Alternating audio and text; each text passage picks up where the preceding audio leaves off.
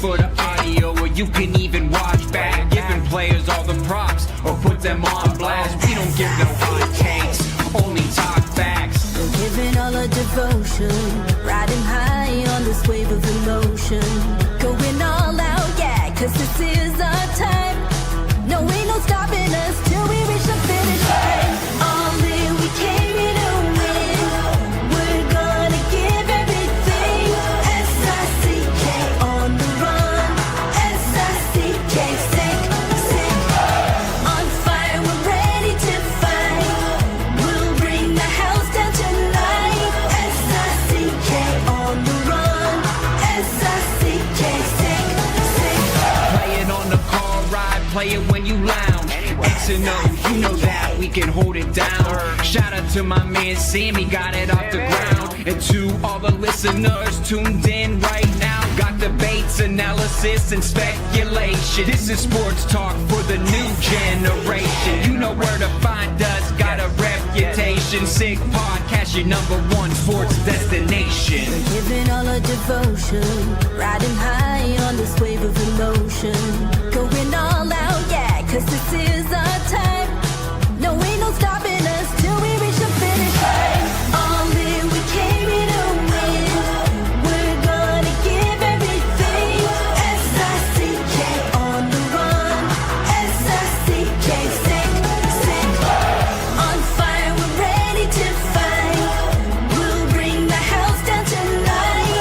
S-I-C-K on the run.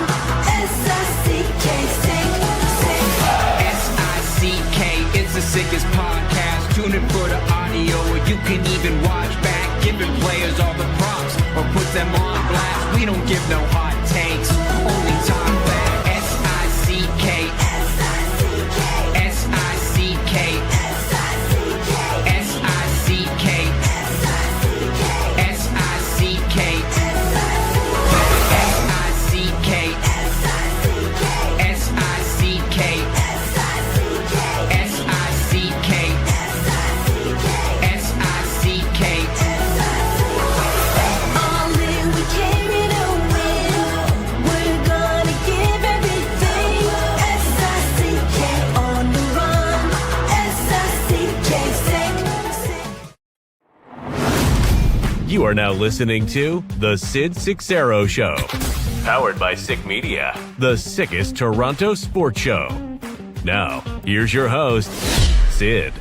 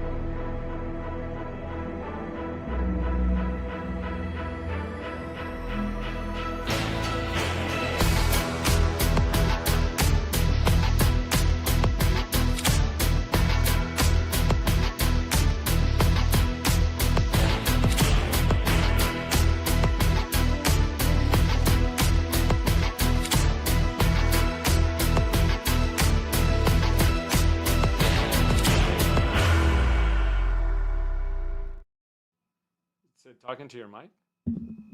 Can everyone hear me? Yeah, it's moving. Can you hear me in the chat? No? The chat's going to tell us momentarily here. No? Are we up? All right. Yes, we're up. We're up? Hey! All right. Thanks, everybody. Good job, Azo. Okay. Are we back? We're back. Sorry, guys. JR in the chat. Unfortunately, yes, we can hear you. All right. Apologies for the technical difficulties. Thank you to Sick Media and Azo for getting on that. The most disturbing part of all of that, listen, we've been on air since what, February 9th? What was the Monday after the Super Bowl? Yep, the 9th. It was February 9th here on the Sid Seixeiro Show, powered by Sick Media. And that's like the worst technical thing that's happened to us. Sick Media and our guy Mark have been amazing. Guys, amazing. Because stuff is, it's out of your control sometimes. There's gremlins in the system.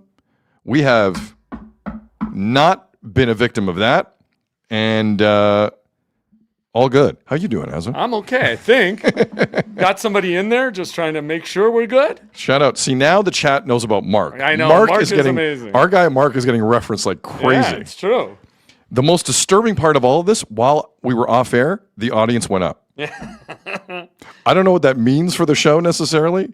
A slate with a bump and beat is more popular than us, but we'll take it. But now I'm super paranoid. But we're good, right? We're good? All the elements there? Or do you need to put no, because I sent him a bunch of clips and Azo puts them in order and does the whole thing every day. So you're set for that? Mm-hmm. Okay.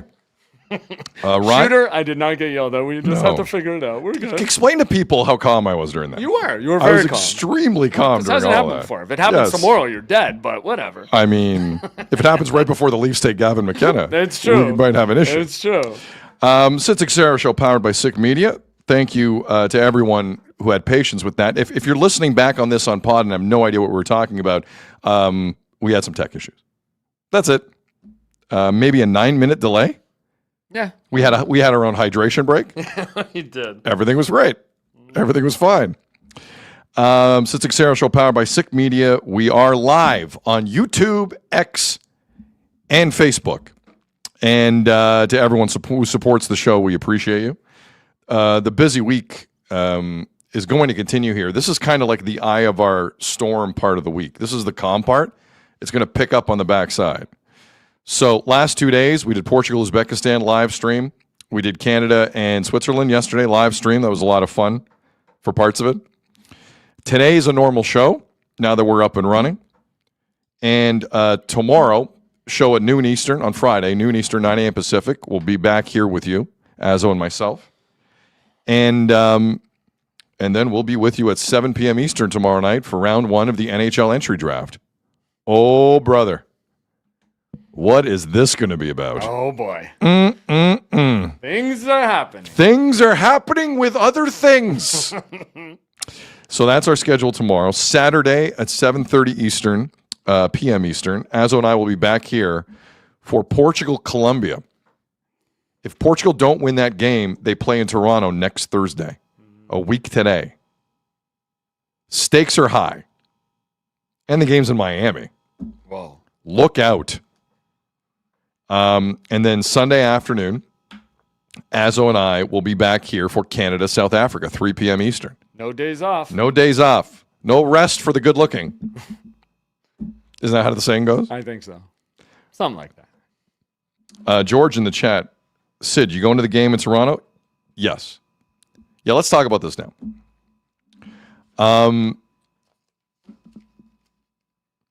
I like soccer. Huh. You didn't know? Really? Breaking news. I like soccer. And through our now good friends at Michelob Ultra, we're going to be at the game next Thursday, regardless of what the matchup's going to be. The matchup, to be fair about it, could also be Ghana against DR Congo. Could be a lot of different permutations of this. Either way, I have not experienced World Cup action live in Toronto. I would have loved to, but we've been pretty busy here. But next Thursday, whether Portugal's there or not, we're going to the game. And it's going to be a lot of fun.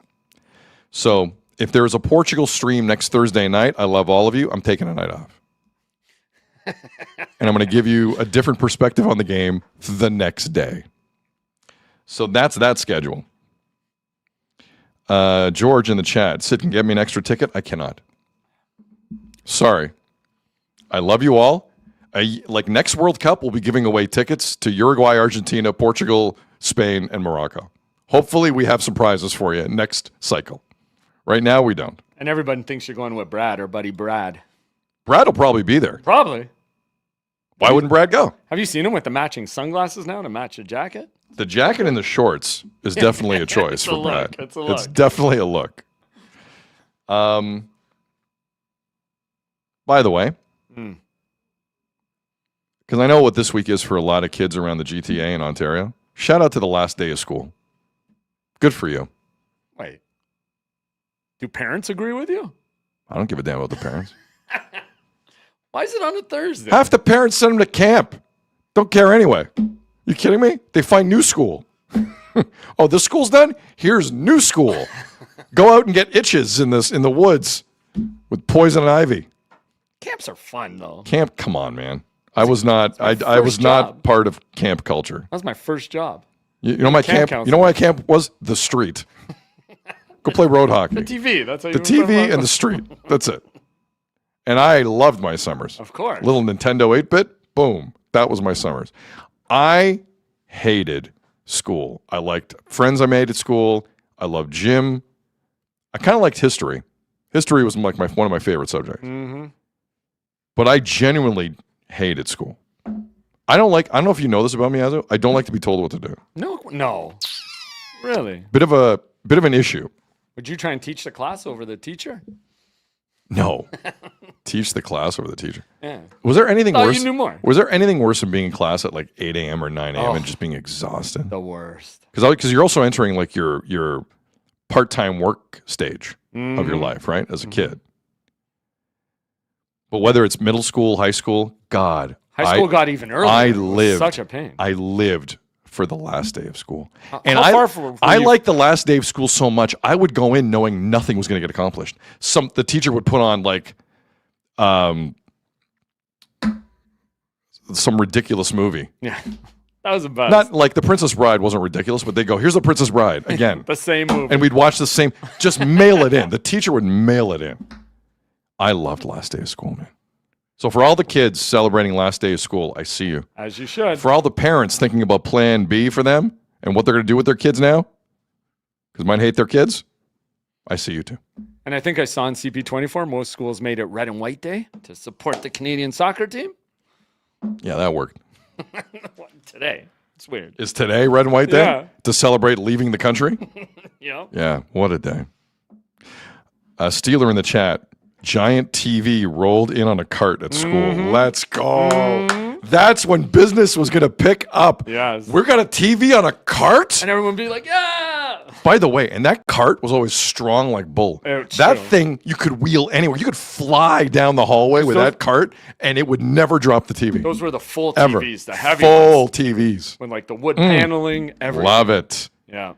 Love it. Mm-hmm. Like last day of school, it's like the girls there you been friends with a little bit. It's like, do I say something? Do I not? I don't know. The new Batman movie's out in 3 weeks. Yeah. Do we go see it? I don't know. What do I do? Movies used to be Big decisions, man. Yeah, it's true. Big decisions. How far did you live from your school? Did you have to like walk, take the bus? I was busing it. No, were you? I never wanted to live like 3 blocks from my school. That's not good. You want to be far. Because then when you don't want to do something, you can say, I'm far. Because you and I, we worked with people who lived across the street from Sportsnet. Yeah, weird. I'm like, and they would like tell them. I'm like, don't tell them. Are you good? Yeah. Stop it. Don't tell them you're like 3 minutes away via walk. Don't do that. Like yeah. Crazy. Shout out last day of school. To all the kids. God, I love this day. And I know it's different in school districts now. There used to be like a uniform. Now it's not the case because all the school districts and all the people running it are just really unique and artsy. Get out of here. Used to be unified.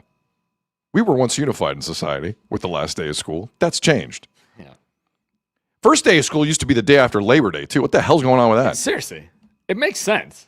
Everyone used to go back to school Same day. Yep. Is this a traffic reason? Is this to pay for buses? Like, I don't know what that reason is. I don't like it. Old school. Labor Day, you get depressed as the day goes along because you're going to school the next day. And everyone felt the same way. It's true. Now it's all different. It's weird. All different. The weirdest thing is now when there's a holiday on Monday and they give them a PA day on Friday.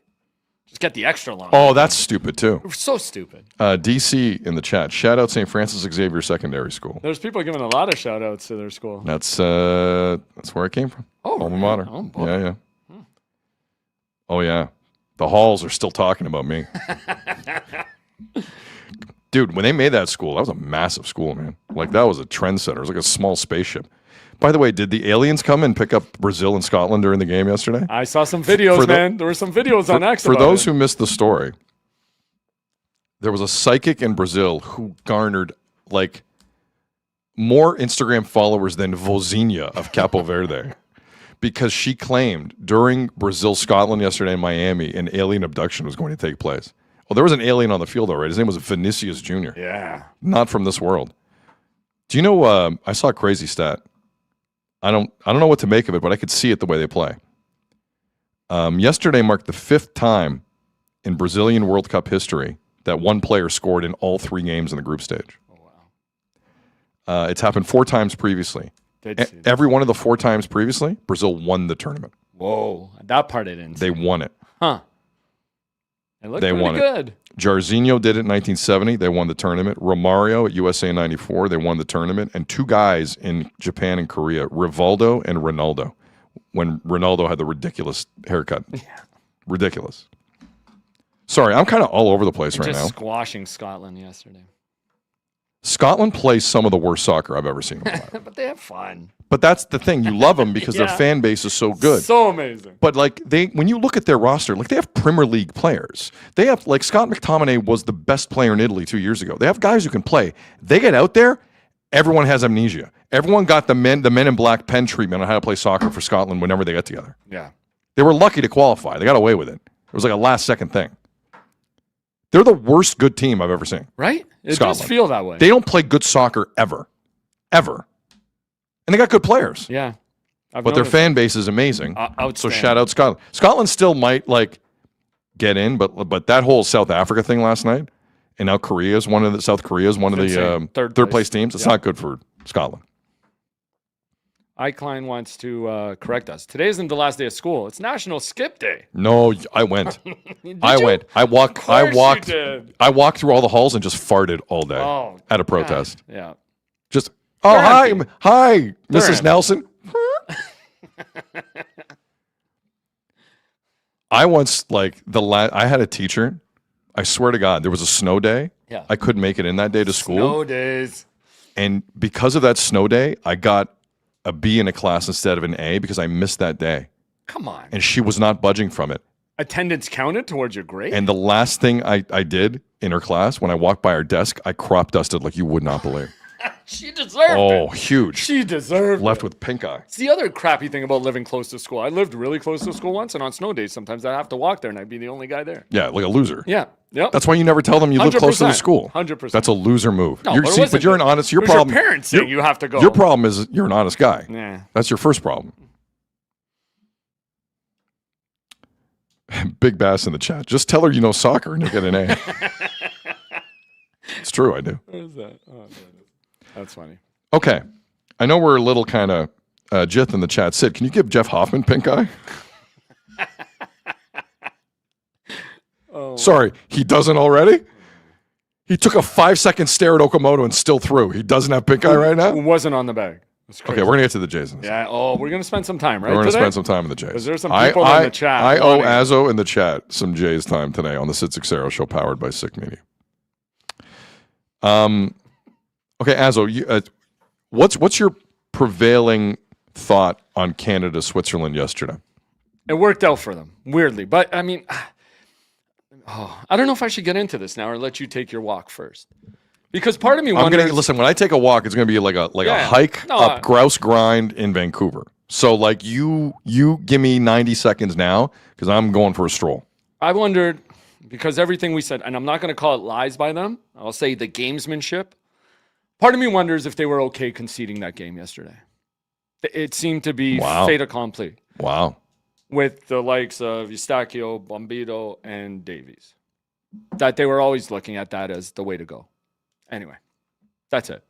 But, I mean, it worked out for him. So we kind of got to give him a pass, get excited about this next game, and how they have an opportunity to move on. Well, we don't know if it's worked out for them yet. Yeah, no, that's true. You're right. But to their point, now that they know their opponent, like, no more gamesmanship. They should win that game. That's a very winnable game. So you don't need no gamesmanship. Just go in, let's know who's playing, and just have them set it up. Go for it. They should win that game, no? I'll get to that in a second. Okay. Anyways, but I wondered... Any other takes before we move on? No, just the way everything played out and looking back on on all three games, I wondered if they were just okay. They had looked at it before even the tournament that they were okay conceding that game if need be. They weren't going to do everything they could. It wasn't out to win like Marsch said. Shady McGuire in the chat, they were. Marty in the chat, Azzo's right. Good matchup for us. I think it's best case. They literally got, but I don't want to let them off the hook for that either. Canada soccer is making me so conflicted. It's annoying. Okay. So a lot of interesting takes there. See, this is why I like Azzo. He's not scared. I've had like a really strong internal dialogue for the last 19 hours. And 9 minutes because of the technical issues off the front of the show. But for the last 19 hours, like I've been having a back and forth with myself about this. And like I know how I'm supposed to feel. I know having sat at BMO Field when Canada played Grenada in front of 3,000 people, I know how I'm supposed to feel. History was made by this Canadian men's soccer team. I know it's a 48-team World Cup. It's expanded. I get it. But they're through. Knockout round. They're through. First time in men's soccer history. There will be a winner-take-all game Sunday with Canada in it, watched by billions around the world. No exaggeration. These knockout games are the money now. I don't care what your interest is. You watch winner goes through, loser goes home sports. That's what it's all about. There's nothing better. Nothing better. Canada's in there. Let's go. All you need is a lottery ticket. I've seen some crazy things in knockout stages in my life. Crazy things. And they're there. And on top of it, they're there against a team that I had forgotten even had a shot to advance in South Africa. No exaggeration. I got a text last night from someone that says, "Are you cool with this?" I'm like, "Cool with what?" I'm like, South Korea's going through. No. South Korea sits their best player in Sun Young-min, eventually brings him in, but sits him, and South Korea diarrhea all over themselves against South Africa in... Was it Monterey? Where were they last night? Monterey. South Africa. I want to take you back to the opening day of the tournament at Azteca Stadium in Mexico City. I've never seen a worse performance in a World Cup to that point than what South Africa did in the opening game. Now, big time jitters, huge stage. I understand it. But I did not give South Africa a hope in hell going into that game against South Korea yesterday. Boom. South Korea were awful. Awful. And South Africa did what they had to do. South Africa weren't good either. But not only have our Canada men's soccer program gotten through to the knockout stage for the first time in World Cup history, they were just handed a rather soft opponent Sunday on a platter. And that is kind of amazing. I don't want to get this twisted. I want to get this out there right now. Canada is going to win the game Sunday because South Africa have nobody.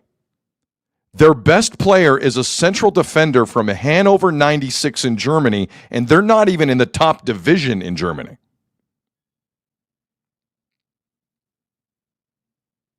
If Jonathan David doesn't score a goal,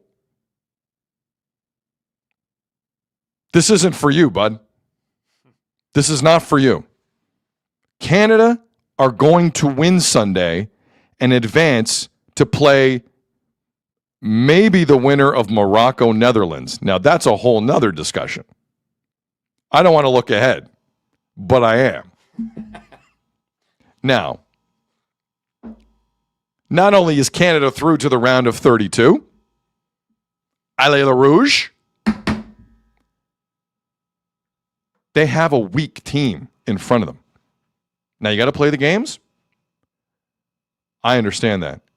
Canada got bounced by Guatemala last year in the Gold Cup. I understand these things. But it's right there for them. Now,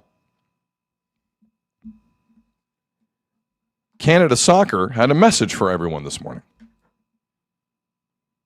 They posted it on the social medias. It goes like this. Canada, we're sorry we have to leave you, but you don't have to leave us. The message, there's actually two messages in here, and kind of a weird thing. The second message goes like this. The love and support our team has felt across this country has been unlike anything we've experienced before. Your belief has carried us through some of the biggest moments in our history. Thank you to the fans who have stood with us through every setback, every victory, and every step that brought us here. They missed something there. Every lie. I'll get back to that in a second. And to our new fans who we lied to, welcome. We're so glad you're here as we head to Los Angeles. We're inviting Canadians to stay with us every step of the way through Canada Red. I'm not sure what that is. This journey isn't over. In many ways, it's only just beginning. Join Canada Red. Stay connected. Be part of what's next. See you in LA with love and kisses. Canada Men's National Team. Oh, Canada Red is the website they want you to go to. All right. More free publicity for a program that doesn't care that it gets it. No problem. That's why I'm here. Is everything on that website factual? So I know how I'm supposed to feel today. History's been made. And Canada's probably winning Sunday. That's amazing. That's amazing.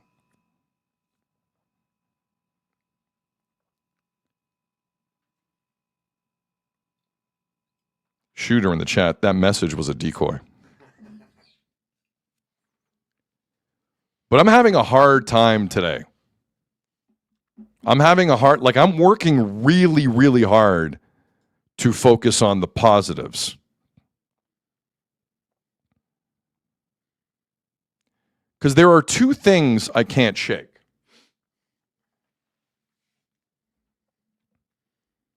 Canada's leaving Canada now.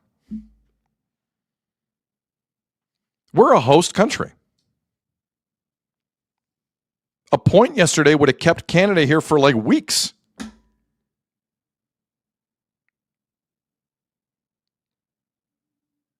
Am I supposed to celebrate Canada leaving Canada as a host country? That's my responsibility now, to celebrate it. I get glass half full. I understand when you get lemons, you make lemonade, all the things. Anyone celebrating this and trying to tell you it's not a bad thing is an idiot that should not be trusted.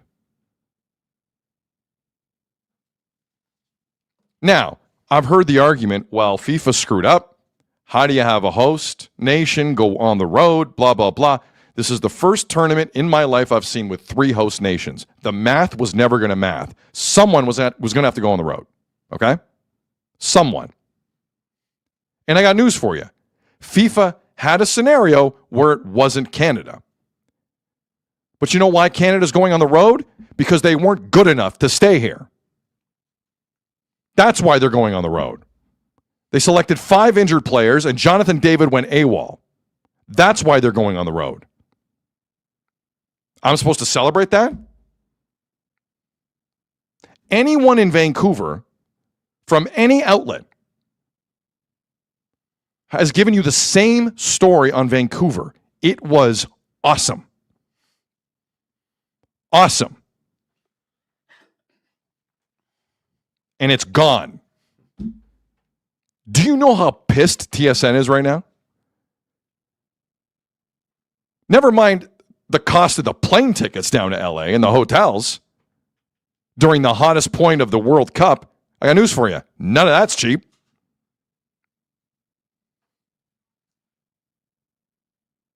But that was a mini Olympics going on out there.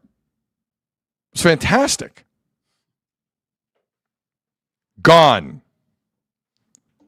And we're supposed to celebrate it.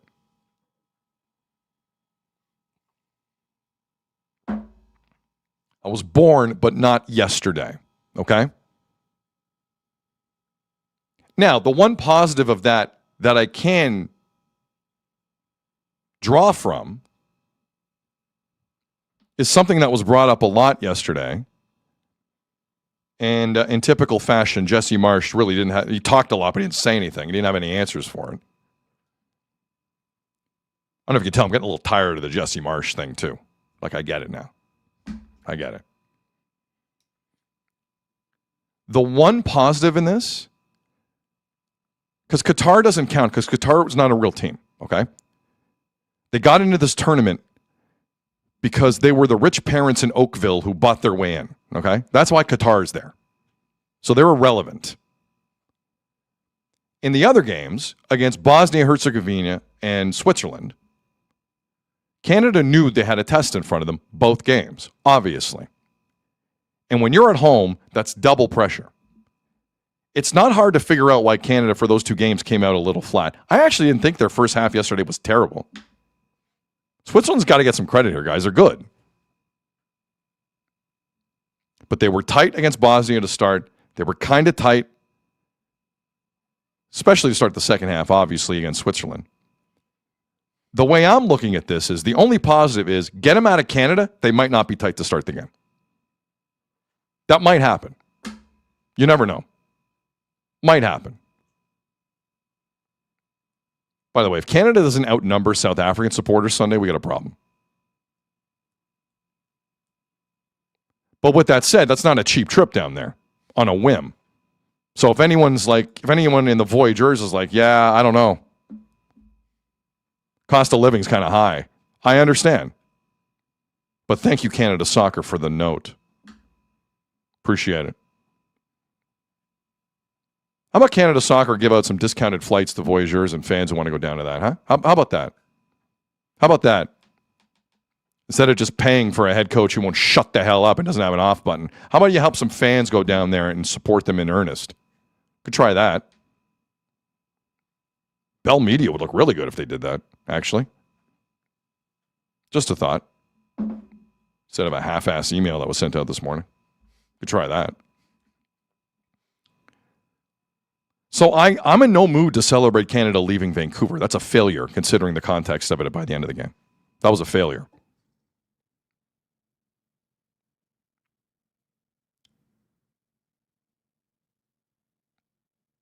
Here's my other problem.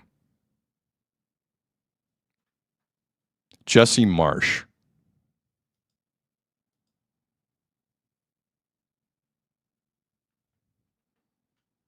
Ever run into that person, either in your family or in your work or your school or your friend group, who will not shut the hell up? Some people think I'm that person. It's true, Azza. Really? But we all know that one person. Enter Jesse Marsch. So we all know Alphonso Davies has been an embarrassing story for Canada soccer for really well over a year, going back to the third place game in the Nations League last March of 2025, when he's out there playing in a third place game that meant nothing only to Jesse Marsch because he was playing in the United States and he hates the United States, and then he blows out his name. So it's been kind of awkward since then with Canada and Jesse Marsch and Bayern Munich, Alphonso Davies team. So Alphonso Davies shows up, told us before anyone he was never playing in the Bosnia game, told Azo and myself on the Sid Seixeiro Show powered by Sick Media. And then it was like, okay, so when's he going to play? And I think this country, from a media and a fan base perspective, have been very patient with this. Because if you're going to select a player, like only an idiot country would select a player with no chance of playing. Like I can't even wrap my head around it. So obviously he has a chance to play. And we kept hearing he's training and he looked good and this and that and this and that. And Marsch would not shut up about it. Like would not shut up. So on Tuesday of this week, before the Canada-Switzerland game, justifiably, he was asked by Canadian press one more time about the status of Alphonso Davies. I'm Kirsten Smith, the Canadian Press. Question for Jesse in English. Jesse, it's time for the requisite Alphonso Davies question. What role does he factor into your match plan tomorrow? He's trained with the team all week. He will not start, but he will be available to play. He will be available to play.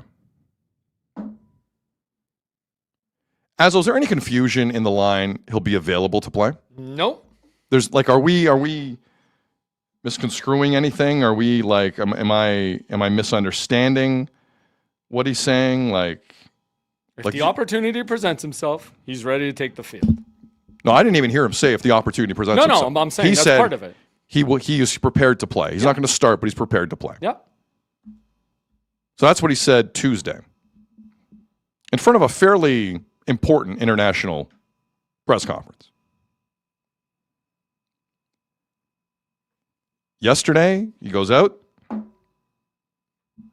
puts on his substitute bib, Alphonso Davies, a guy who hasn't played since May the 6th against Bayern Munich. And as Canada sat there one goal away from winning their group and staying in Vancouver for the next 2 games, potentially, the player we were told was available to play in Alphonso Davies did not play.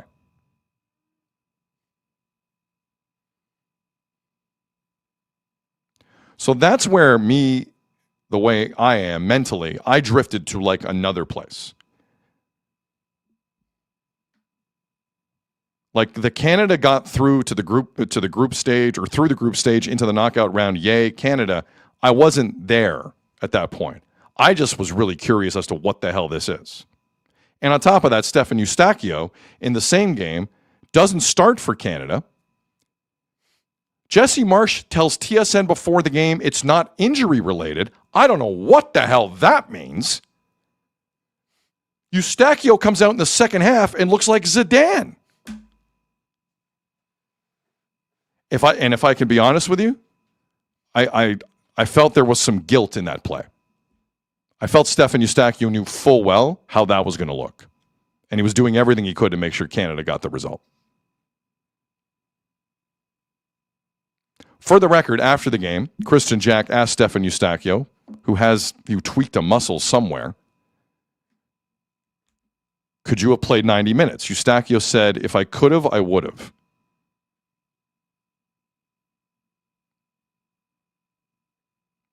See, here's the problem.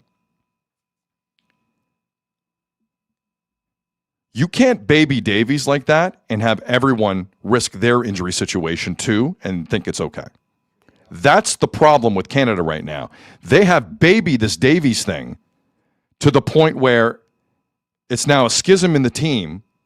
And if I'm another guy on that team, I don't care if I'm acting captain Stefan Eustachio. You think I'm jeopardizing my next European season? Because you want to treat me different or someone else? Seriously? Like, that's a problem, guys. Big problem. Stefan Eustachio has heart. From everything I know of the kid, he has a lot of heart. Very talented midfielder. You saw what it looked like when he came on. All due respect to Matthew Choinière. I don't want to rip on Choinière. I like Choinière.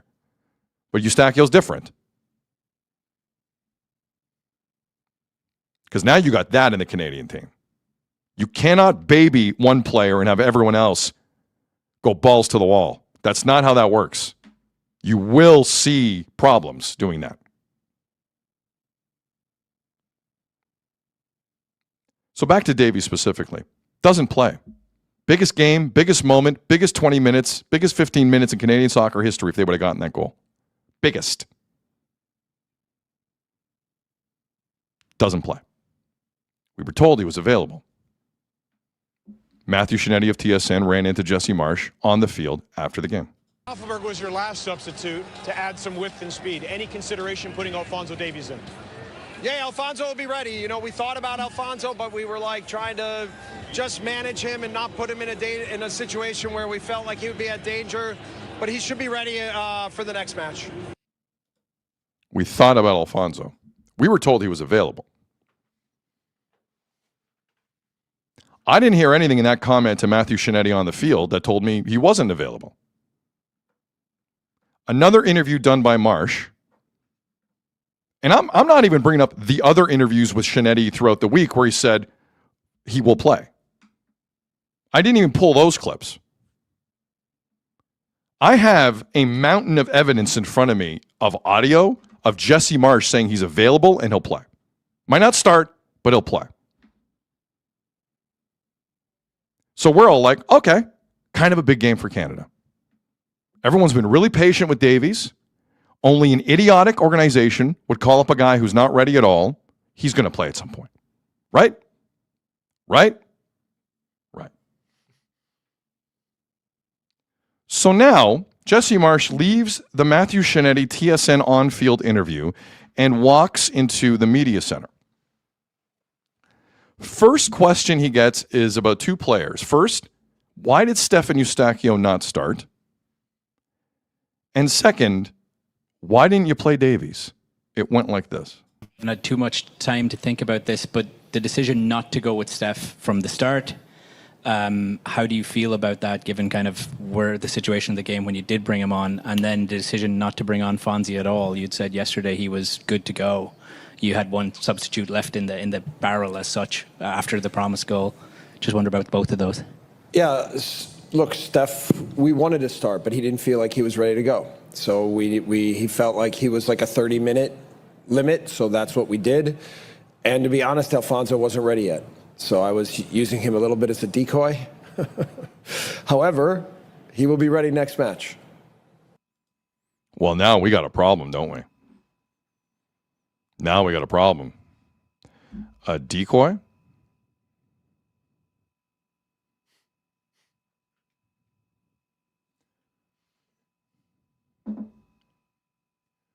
You can stay in Vancouver for 2 more games.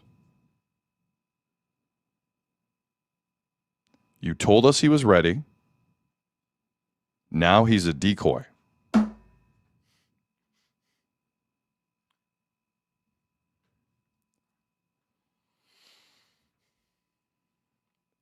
Let's really sit on this just for a second here. The biggest game in Canadian men's soccer history, Davies wasn't ready for. So he's going to be ready Sunday? He's going to be ready Sunday.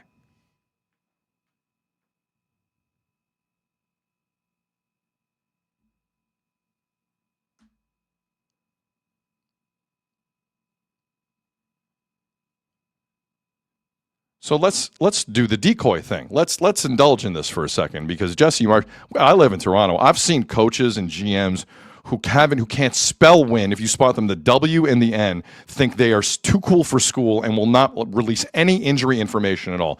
Idiots, the lot of them. The lot of them. Enter Jesse Marsch.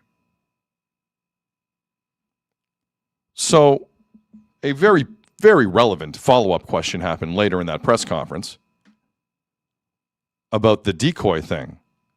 Do you think it worked, Jesse?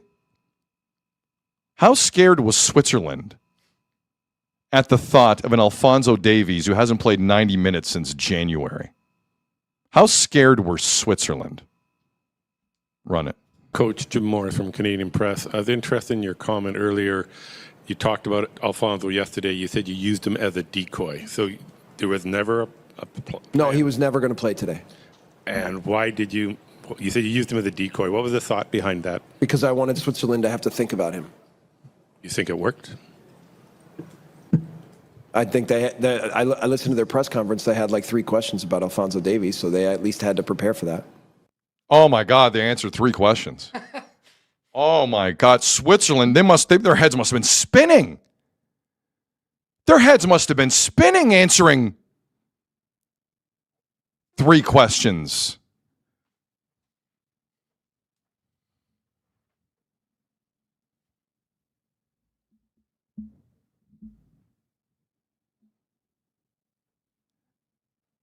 Guys, there was a reason Jesse Marsch was available.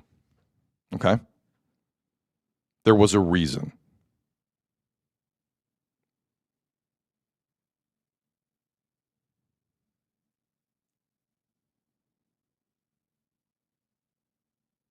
Here's my biggest problem.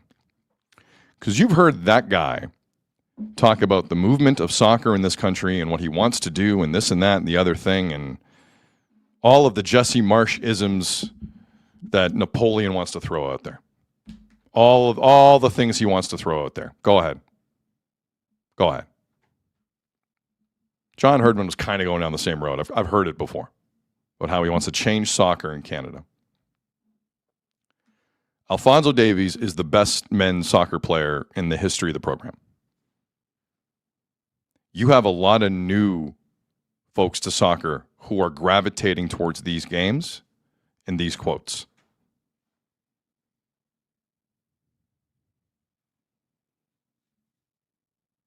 The image you are sending them is go to hell. I don't have to give you anything. And I can lie to you. And the media, who've given this program free advertising for decades, this program has had trouble wiping its own ass. And I have been talking about it on air for decades. I've had people at the Fan and Sportsnet tell me this does not move the needle. Stop talking about Canada soccer. You know what? They're right. It doesn't move the needle. Most of you don't care, but I care because I love it.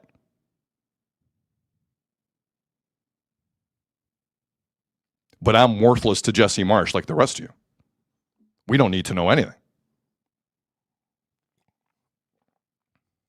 Now I don't trust anybody. I don't trust anybody. This Davies thing has 3 things going on in it. One thing I can tell you is Marsch and Davies have never been on the same page, ever. 2, Davies' ego has been a problem for a while in the program. The quiet part that no one wants to say out loud, and I'll say it. And I disagreed with this for a while. I'm seeing it. Either he has decided he's not playing for Canada. Either Canada called up a guy they knew wasn't going to be healthy, or Bayern Munich, his club team, are calling every shot, and we have no balls. And on top of that, Jesse Marsch is smiling in our face, lying to us like it's going to work against Switzerland. Did it work against Switzerland? The decoy line?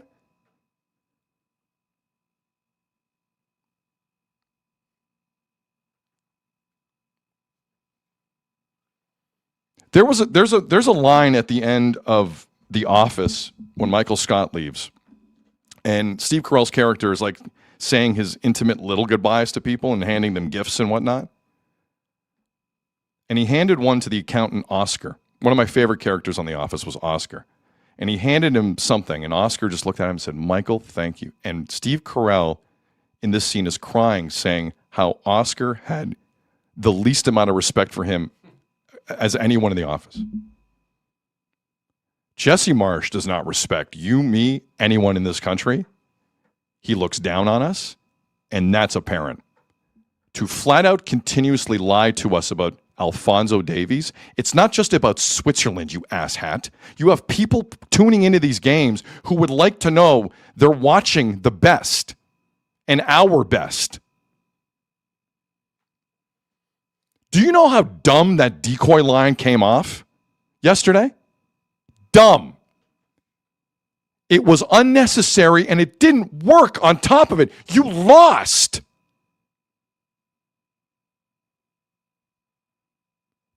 Switzerland weren't worried about Davies. You know who else they weren't worried about, apparently? Jonathan David. Didn't have to worry about him either.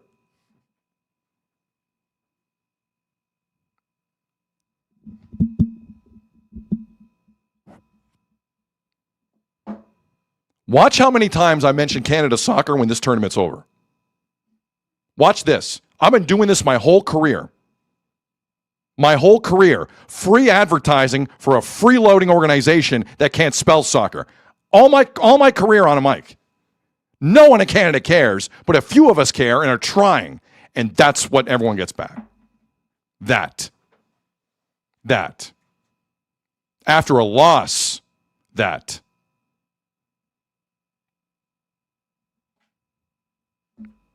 It's tough not to trust the head coach right now. It's a weird place to be. I'm going to be here Sunday with Azo for multiple reasons. I've been following Canada soccer my whole life. It's a big moment. I'm rooting for Alistair Johnston, rooting for Richie Larea, Maxime Crepeau, rooting for Saliba. If Eustachio plays, great. Rooting for a lot of those guys. A lot of them. But I feel weird about this. I'm not going to lie. I feel weird about this right now, and I don't know how to shake it.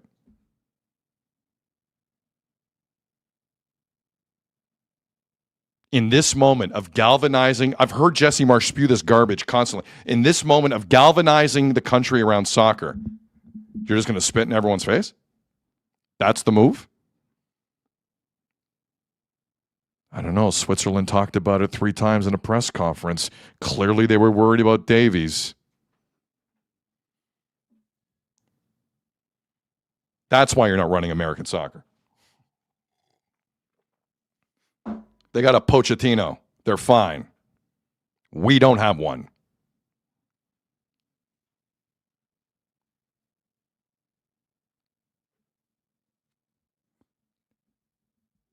The craziest part about the Davies thing yesterday, sorry, Azo, I'm not done. The craziest thing about the Davies thing yesterday, and this goes to what I'm saying. After the game, for those of you who stuck around the broadcast, on that panel with Duthie and De Guzman and Atiba Hutchinson and Kevin Kilban, how long did they talk about Davies? Trick question. They didn't. They talked about Eustachio like a little bit.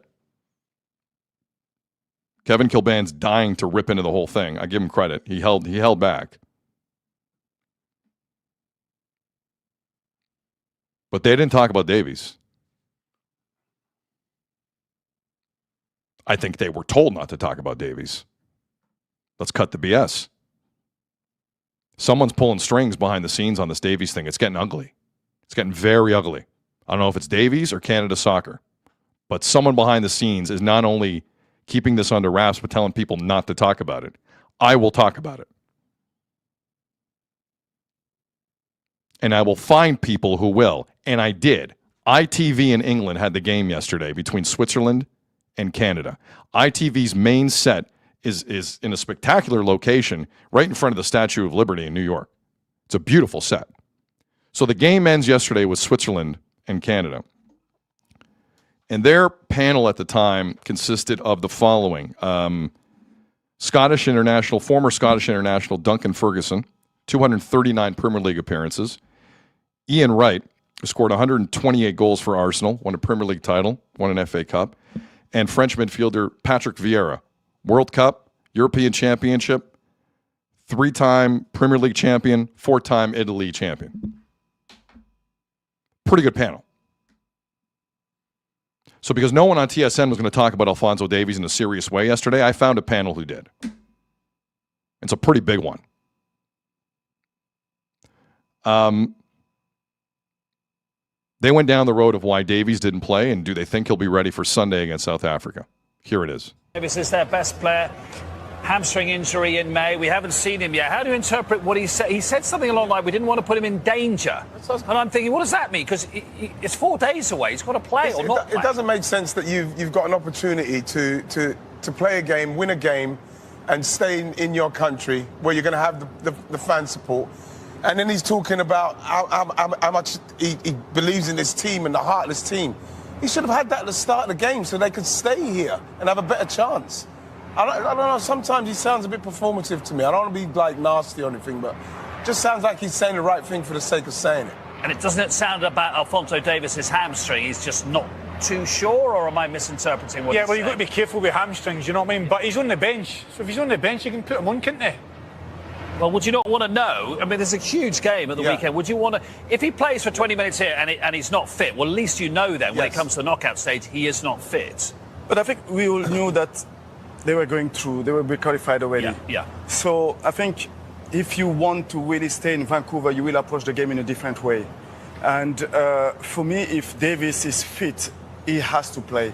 He will play 15 minutes, he will play half an hour, but you will need to give him some games time for him to be ready for the next game. He can't start on Sunday, He can start. Obviously, he can start. If he didn't come on today, it will be difficult for him to start, or that will be a massive gamble on this side. Yeah, he's not starting, guys. Get that out of your head. Davies is not starting Sunday. Now, again, South Africa's the opposition.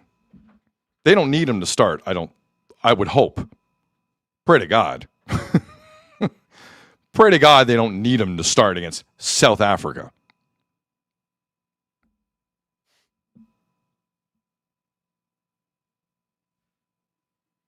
But I know how I'm supposed to feel today. Like I'm very cognizant of it. I am. I just don't like getting lied to. By people who claim to want to galvanize the country. I don't like it. I don't like it. I'll look past it for the next week, 2 weeks, however long this goes with the guys, and I'm rooting for specific guys on that field. Specific. Some incredible players who've given a lot for Canada down through the years who were very much alive in this tournament. And probably fighting their own injury thing as well, by the way. It's not like Alistair Johnston had a healthy season. Richie Laryea has been dealing with stuff. You think Davies is the only injured guy? Think Moise Bombito is the only injured guy? Plenty of injured guys on that team. Some of them are playing, by the way. I don't like getting lied to. From an organization down through the years who has not deserved any level of support. If you want to galvanize the nation, let's do it. And if something needs to be addressed in this Davies situation, address it. This is weird. He looks like he doesn't want to play. I know that's not true. You know that's not true. It looks like he doesn't want to play, though. Might want to shift the PR on that. Davies spoke to 0 media members in Vancouver the entire week. 0. What is going on with this? What is happening here?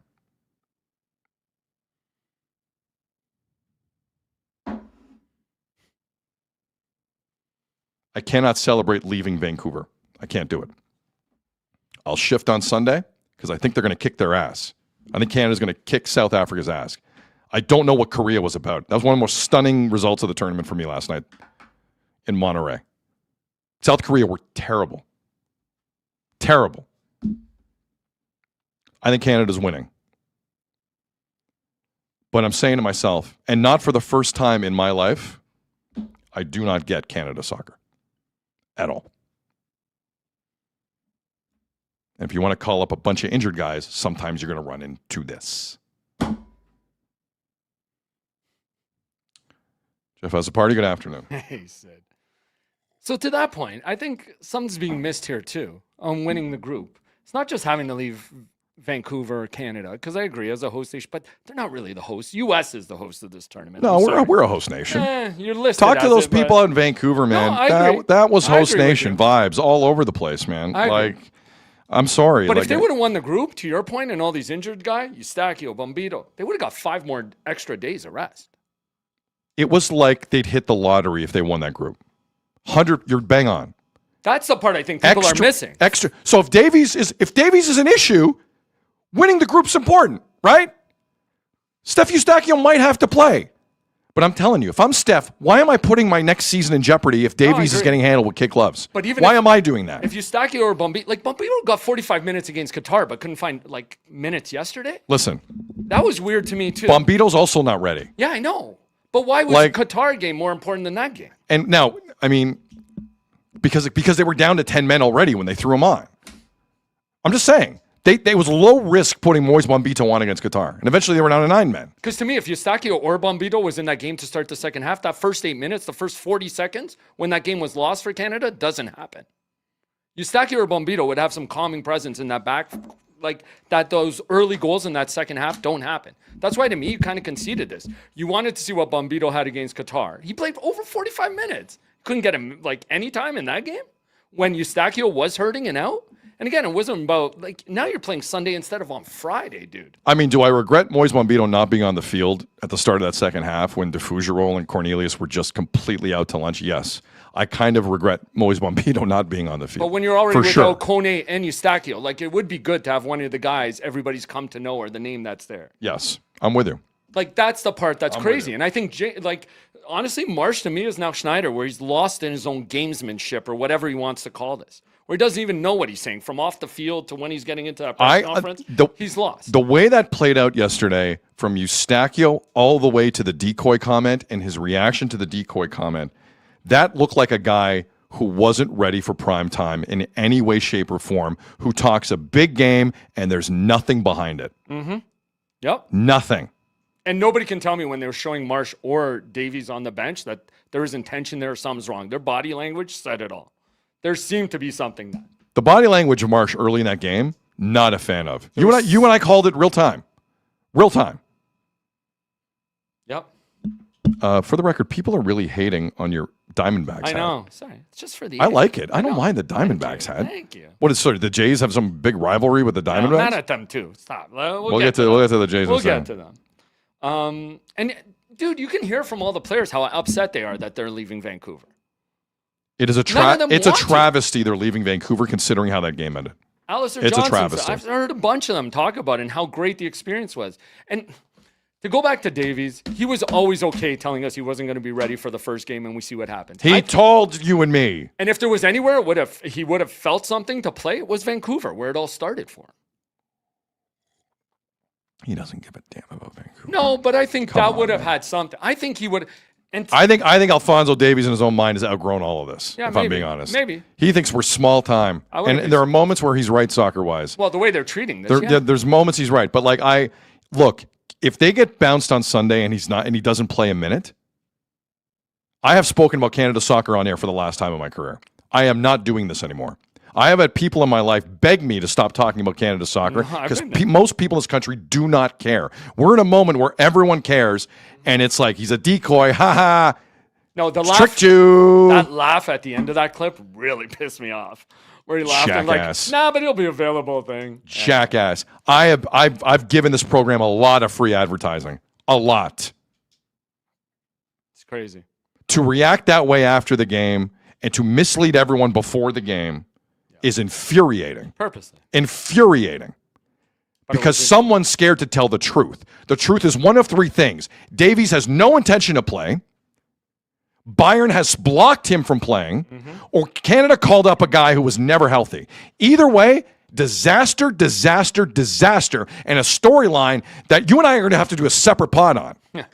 And invite 5 people on. And we're just going to unload on what we actually know. But at some point, if you're going to be considered, like, play your own game. I just don't get this. Like, you're good enough. You have the depth. You have the talent. That's why I don't want to hear any more of this going into this match on Sunday. You guys are better. You're ranked there. You're If right they there. lose this game Sunday, And I'll have no words. South Africa would have advantage with the heat and everything going on. Well, it's indoors in LA, but No, like, I know, I but mean, it doesn't still. matter. But like, I on paper, Canada needs to win this game 4-1. Their goalie could show up. Their goalie's all right. A lot of goalies have showed up in this tournament. Yeah.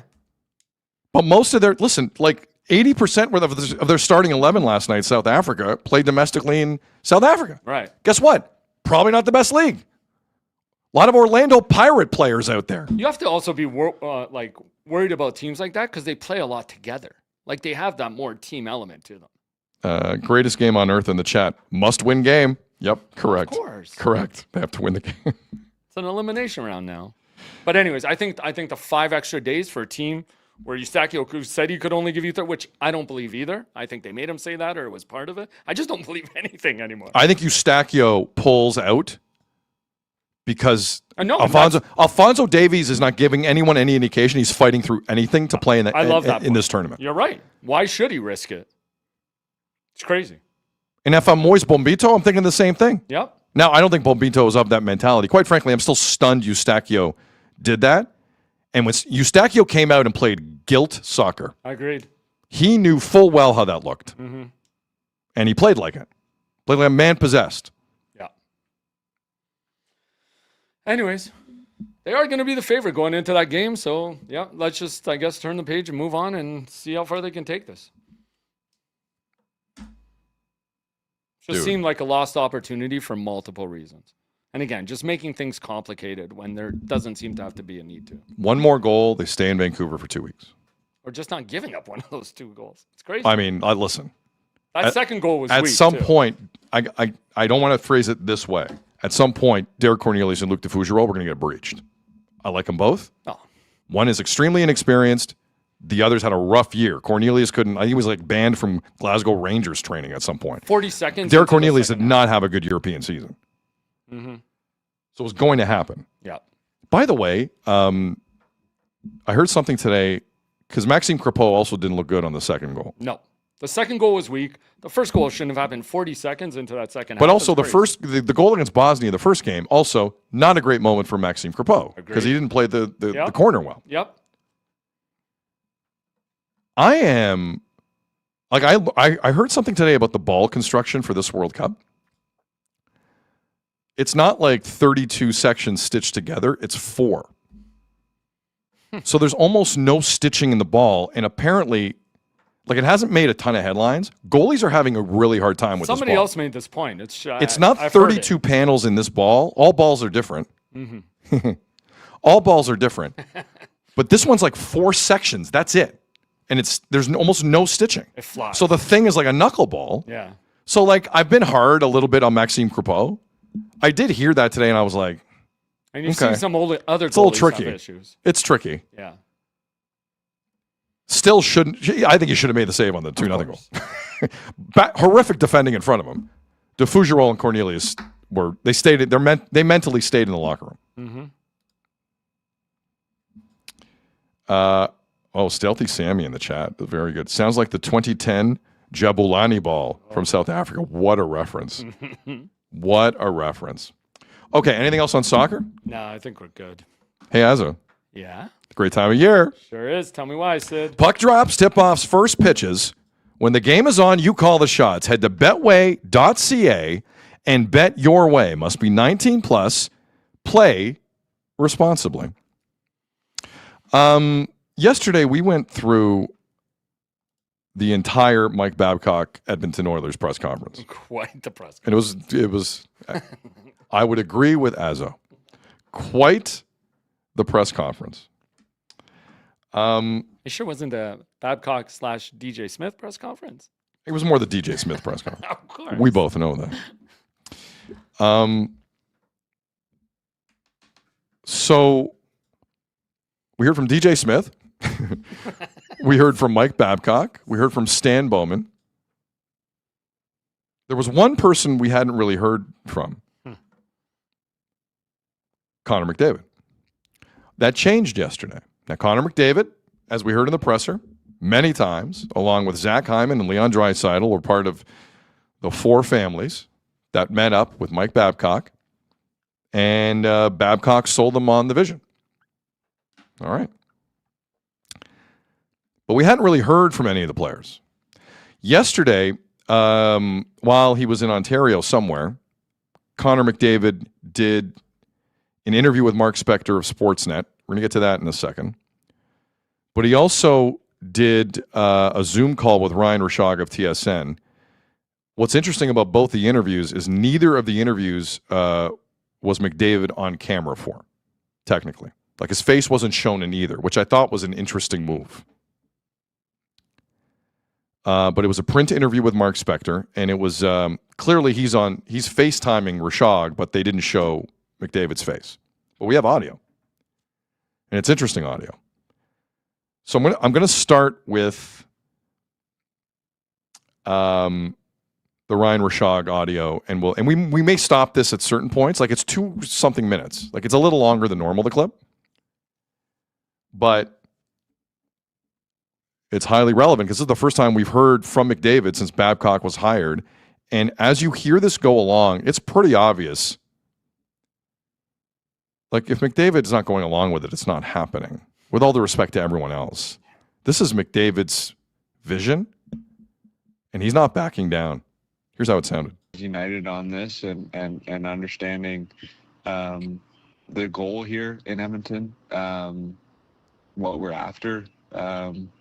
And it's different, and that's what I'm excited about. You know, we can't just keep doing the same thing and expecting a different result. You know, this gives us a fresh voice, a new energy. You know, a guy that comes in and demands respect right away, and it's a great opportunity for us as players to be pushed and to be held accountable and to be better for it and become better players. The practical application of that, Connor, like. Yeah, he talked about how it's easy to talk about that in June, and I know you know that. But the practical application of that could well be, you know, a second unit power play jumping over the boards more often than you're used to, or your minutes getting cut back a little bit here or there, or if you get cheating a little bit looking for offense, then suddenly, you know, maybe you're parked on the bench. Like those are the practical applications of that. And I'm sure you're aware of that, but you feel like you're just in a place to embrace and accept those things. It's not something that you want every day, you know, to be sad or to have a hard conversation, but it's all part of it. It's all part of it. And it's something that we haven't had in Edmonton, as I've said, ever. And I want to be pushed. I can be better. We've never had that in Edmonton ever. He wants to be pushed. Sounds like a little bit. When's the last time Connor McDavid was pushed by a coach? What age? Great question. What age was Connor McDavid pushed by a coach?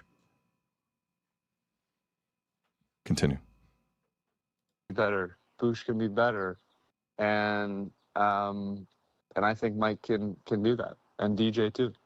So you could be in, you know, middle of February and in the middle of the grind, and maybe you're having a tough week or whatever, and Mike Babcock's all over you guys in a practice and grinding on details, and you and Leon are going to look at each other and go, this is what we wanted, right? Like that's the grind of it right there in that moment. You got to go through those things in November and February and go through those dog days and come out the other end so you're ready to roll when it is come playoff time. Because, you know, the last couple of years we've kind of treated the regular season like it doesn't mean anything, and that our game is a light switch, and we've proven that it works at times, but I don't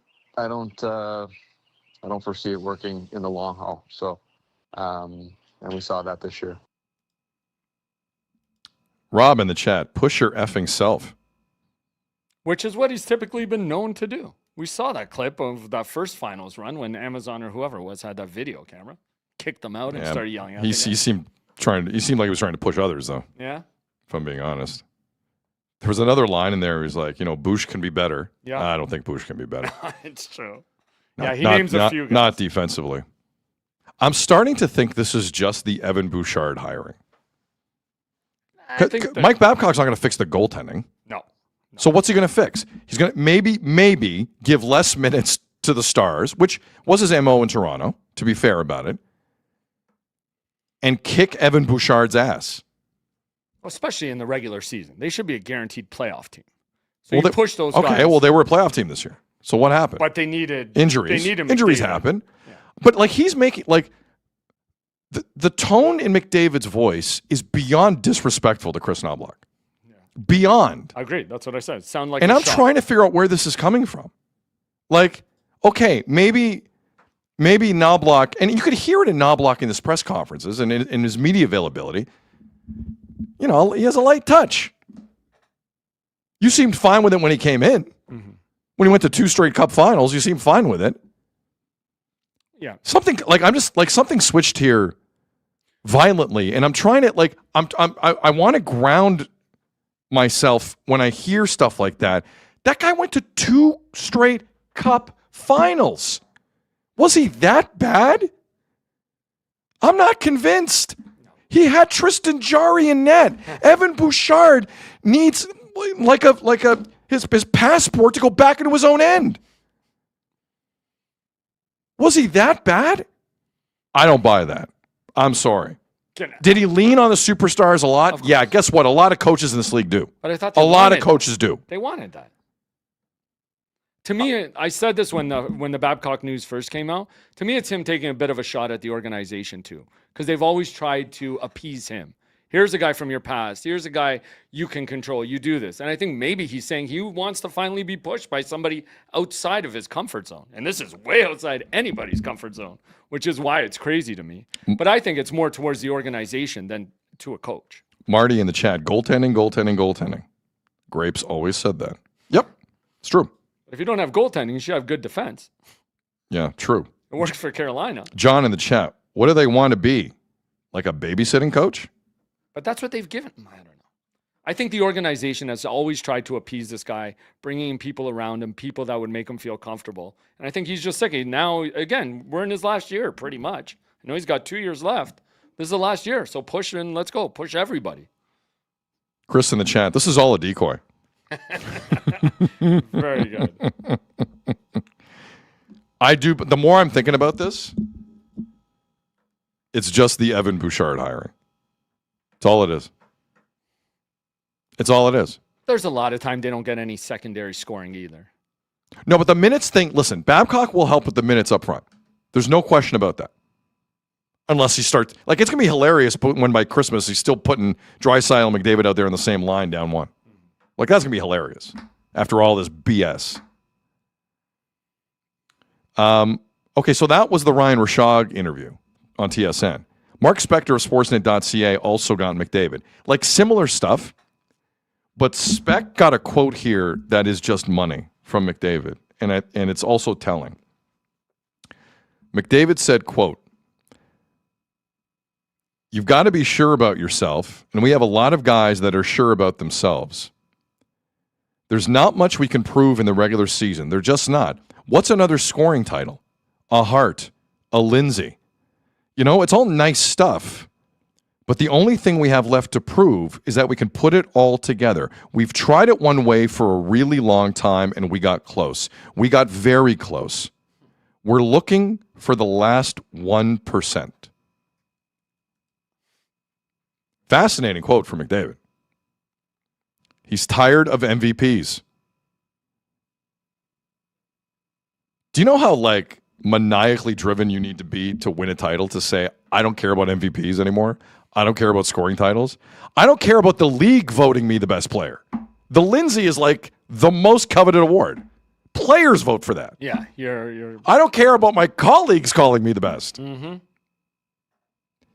My problem with that quote is I don't know if they were 1% away from beating Florida both those years. I think 29 and 97 covered up a lot of warts. A lot of warts. It's a fair point. So my concern with Edmonton in this whole situation, believe me, I'm not losing sleep over Edmonton. They're not my favorite organization right now. But they believe they're that close.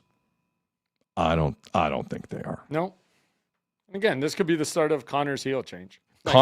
Taking shots at his old coaches and doing stuff. Connor McDavid, let's relive. Walk with me, Azo. Let's relive his postseason where he won the Conn Smythe and lost in 7 games. Let's revisit that and tell me the Oilers are 1% away. He had 42 points in 25 games. Oh, man. He was a plus 12. Insane. This past postseason, he was a minus 8, by the way. He was a plus 12 in that 2024 postseason. Like, he all he didn't do was, like, give his own life to the cause. Yep. Like, that's all McDavid didn't do. Draisaitl's pretty good, too. Don't get me wrong. But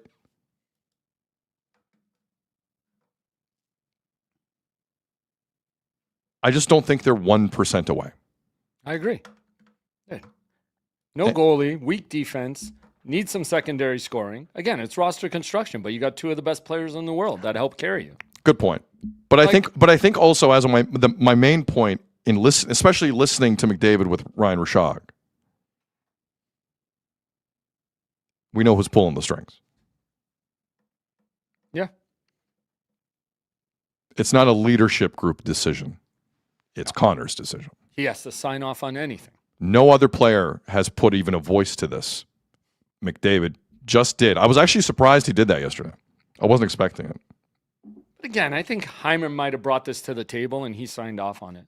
I don't believe for a minute this was Stan Bowman, like any of those guys. But it's more of with McDavid. I would argue it's more than just a signing off. Like, it is his decision. Oh, it's not. It's Hyman's suggestion. For sure. No, that's what I mean. He brought it to the table. McDavid's decision. Yep. Okay, I'm in. That's why that quote probably came. You have to be 100% Mike Babcock guy to be in on this. Like, McDavid is playing the role of HR. Yeah. Only if they're good with it. Does it continue? If human resources is good with it, then you move forward. You're right. That's a fascinating series of quotes from 97. I agree. So they don't. So this ends in disaster, and by disaster I mean just the foreseen stuff. Like, maybe they go to the second round and that's it. Because in McDavid's mind, that's a disaster. Fair? Yeah, I think that's fair. Definitely. I'm just curious if they're even battling for a playoff spot like they did this year. Because that roster almost didn't make the playoffs in a pillow fight of a division, to his words exactly. So if this roster isn't changed much, Darnell Nurse is half gone. You don't replace some of these. Like, it'll be interesting to see how they secure their playoff spot even. I want to shift gears here because John Chaika and new Leafs head coach Jim Hiller are speaking to the media in Buffalo ahead of the draft tomorrow night. Like in person, no? Are they? I don't know if they're in Buffalo or Toronto still. Forgive me. John Chaika, I'm getting quotes here from Luke Fox of Sportsnet. John Chaika says right now he anticipates Morgan Rielly being on the team next year. Jim Hiller has been in touch and is excited to work with Rielly. Wow. I'm telling you, man, all of this stuff with Morgan, way premature. Way premature. So if he's on the third pairing, how many minutes would he get? Like, I don't know. Can you pay a guy that much? He won't be third. You can't have a $7.5 million guy in your third pairing. That's insane. Now, maybe Chaika's just throwing this out there because teams are nibbling. And maybe he's not getting the return he wants because you wouldn't. And maybe Tanev isn't ready to come back at the start of the season. See, that's the point. Yeah. Excellent point. I knew you'd have a good point sometime this week, Ezra. If Chris Tanev's body looks at him and says, go to hell, yep, which could happen at any moment, you might need Morgan. But tell me who's he's getting. Is he getting more minutes than McCabe, Radish, Tanev, or OEL? Well, I mean, and now Andre. If Tanev's in the argument we're having, Tanev won't be there. No, I know. But I'm saying, but if he is there, how is Morgan getting more minutes than any of those four? And now Andre, who they also. I don't think all those defensemen are going to be there by opening night. Yeah, I agree. And I haven't even mentioned Carlo. That's another guy's on. Carlo will not be there by opening night. I agree with that. But that's four guys. But all I'm saying is Morgan Rielly's loyalty to this market, this organization. His family's been living here now for a long time. They're a celebrity couple in this town. They are loved and justifiably so. It's going to be with Morgan Rielly, in my mind, it's a believe it when I see it situation. Sorry. No, I'm with you. Everyone in this town cannot wait to see him go. It's not going to be that simple, guys. It's not. Even if he submitted a list, that means nothing. Nothing. Morgan Rielly has all the power. Or you're going to have the power. Or you're going to have to eat a lot of salary or get nothing back. But if he doesn't want to leave, he doesn't leave. want to leave. Morgan Rielly does not leave. I think in Morgan's mind, he always thought his whole career would be here. So it's hard to change that. I have another quote from Chaika, by the way. Oh, boy. John Chaika explored a trade with Chicago for the 4 pick overall before Bowen Byram. It was the right call. We've been calling for has talked about trading for every pick except one in the top 10. Oh. Intrigued by adding 2 prospects same age. Yeah. The Leafs want Chase Reed. I agree. Chase Reed from Sault Ste. Marie. He's going to Michigan State next year. They're willing to wait. Gavin McKenna's going in the lineup next. McKenna's going in the lineup. So they're going to have their stud in the lineup. They want a defenseman who's real. Every scout, from what I've read and heard, says Chase Reed is real. Yes. But you got to. I'll give you Nyes right now for him. I agree with that 100%. I'd be so on board with that. If they get that 4th pick, dude, like they win the offseason right by now. Far. I give you chat right now. Nyes for the 4th pick. Doing it? You doing it? It's got to be a defenseman. You're gonna take the point guy first overall. Offense, you got taken care of. Yeah. Gavin McKenna is going to roll out of bed in his career, get 3 points. Where's your defenseman? To your point, it's how you do a little bit of both. You can retool for next year and get a guy like that and rebuild for the future. I can't go through all the names, but I just said, would you trade Nyes for a 5th? Nope. Yes. Easy. If I get a 2nd round or 2, I'm in. No. John Chaika with a decoy from Broken Bats. No. It's a little split on Nyes. He's a winger. It's a little split on Nyes. Guys, you can find wingers. Dude, for a winger, for a franchise defenseman? Come on. That's not even a decision. You're getting McKenna. Come on. We should bring up what Kipper wrote today. Yeah. The New York Rangers and Chris Drury, who have the 5th pick in the draft, want to be a little tougher up front, a little edgier. Now, Matthew Nyes did not throw his weight around last season like he did the season before. That we know. He's also injured last year. Okay, sure. Does Nyes count as a power forward still in this league? I think he will. I think he does. Oh, man, this is going to be amazing. So I got a couple more for you. Go ahead. Hiller, this is from Dave Pagnotta, tweeted this out. Hiller's chatted with Leafs captain Austin Matthews. We had a great conversation just the other day. He's spoken with and played phone tag with a few other guys and has met some of his players who are in town too. So I guess he met with Willie. Yeah, here's the conversation. We're going to do the power play like you used to? Yes. Great. Awesome. Let's have that power play. No kidding. Andy Strickland. So hold on. Who's Andy Strickland? St. Louis. Sorry. Writer out of St. Louis. Longtime writer, host out of St. Louis. He does that Cam and Strick podcast. Zach Werenski's situation has been brewing for quite some time, similar to the Dylan Larkin situation. These guys want to win, and these teams can't expect to hang on to them forever. If they don't think they can win, then they will force their way out. Question, is Roman Josi next? I don't know if I want to mess around with Roman Josi. Yeah. Got some miles on him, with does. respect. Sure, but some team would be interested. Oh, so yeah, like a contending team. Yeah, without a doubt. I don't think the Leafs should dip in that pool. Werenski would more be the play for the Leafs if he wants to. Luke Fox with more quotes from Chaika. Maple Leafs are unanimous on whom to take a number 1 tomorrow night at the draft in Buffalo. Once they did full research, flight to Whitehorse. Pick wasn't overly difficult, according to Chaika. Just announce him now. I know. Just announce Gavin McKenna now for the Toronto Maple Leafs. I think our boy, Sammy Cause, I think I heard put it the best. No GM has the stones to pass on McKenna. I think it's the proper way to put it. No GM would pass on him. And that's I agree. the proper way to put it. Because even, whatever you think of Stenberg, because he's there, no GM has the stones to pass on McKenna. With that said, Matt Sundin is still in the front office. Yeah. I'm not completely shoveling dirt on the idea of them passing on McKenna. I don't think they will. Matt Sundin it would be he's got a voice in the organization, man. It's a big move. He's got a voice. And apparently LeBron said most teams around the league don't think Buffalo will draft at number 4. I think it's coming here. Oh my God, if you can get Chase Reed and Gavin McKenna. Confirms they've had conversations with the Leafs about Nyes among other players. Oh my God. Dude, that's best case scenario for me. I think that would be incredible. That would be unbelievable if the Leafs could pull that off. I agree with you. Does Matthew Nyes want to come back after all this? If you're Nyes, your name has literally now been out there since this year's deadline.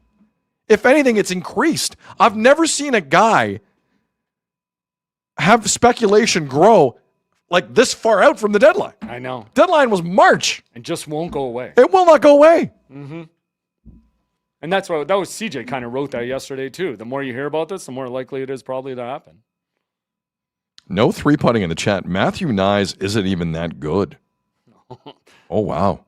Seems a little harsh. Yeah. Some people He's could young, make though. that argument. He's 23. You just don't know what he is. Wow. Also, John Shaika on Anthony Stolarz. You want this update? Mm-hmm. Whoa. Kipper said something along these lines, I believe. Yesterday. John Shaika says Anthony Stolarz is healthy. Oh. And if there was a game tomorrow, he could play in it. Whoa. Whoa. Okay, Kipper said kind of the opposite. Sorry. Whoa. That's not what I was expecting. Do you? Hold on. I don't believe that for a second. No. That's negotiating publicly with Sergei Bobrovsky's people. That's what that is. Because Bobrovsky's people are like, you don't have any goalies. 6 years for Bob. And Chuck is like, whoa, easy, brother. Anthony Stolarz could play tomorrow. We're good. Decoy, Chimichanga in the chat. Yes. Andrew in the chat. Stolarz, decoy. Decoy is the word of the day. Yeah, Kipper said something to the point where his body is failing him and isn't sure what you can count on from him. Sorry, that was the report from Kipper? Yeah, he was talking about how, well, just in the past, how it's always been, and after the injury last year, how you can't count on it more. Oh, wow. He says I believe he said you can't. I wouldn't even count on him for 30 games. See, like if you're asking me who to believe there, it's Kipper. Anthony Stolarz has no health history in this league. What's the most amount of games Anthony Stolarz has played in a season? Yeah. Let's go down this road. Walk with me. Anthony Stolarz. And don't forget, the season expands by a couple games this year, too. 84. Do you know the most amount of games he's played? And it was 2 seasons ago when they were first place team. 34. That's what I thought. Yep. Anthony Stolarz has not played more than 34 games in a season in the National Hockey League. Who's playing the rest of the games? He cannot stay healthy. Yeah, who's playing the rest of the games for this team?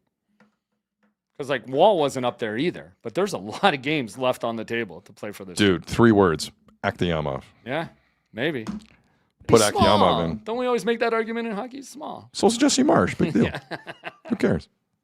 I mean, I think it'll be a combination, but they might be searching for a goalie to free just point. I think they're checking in on all these I guys. think that line, That's the quickest way to retool. that Stolarz line is a bunch of malarkey, and he doesn't like what Bobrovsky's camp is saying. Or he's That's trying what to- I think. Or he's throwing out the rod and fishing. Yeah, he's healthy. Come on, trade He's for him. healthy. Trade for him.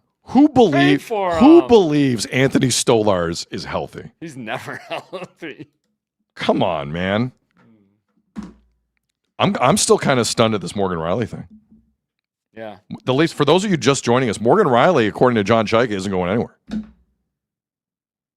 And Jim Hiller's spoken to him, the new head coach of the Leafs. Oh my God. Moose in the chat is asking, hey, Chase Reed is American, so do you take a Canadian instead if you're Toronto? Just don't make him captain. Yeah. I'm fine with it. Don't make him captain. There have been, yeah, it's crazy. Don't make him captain.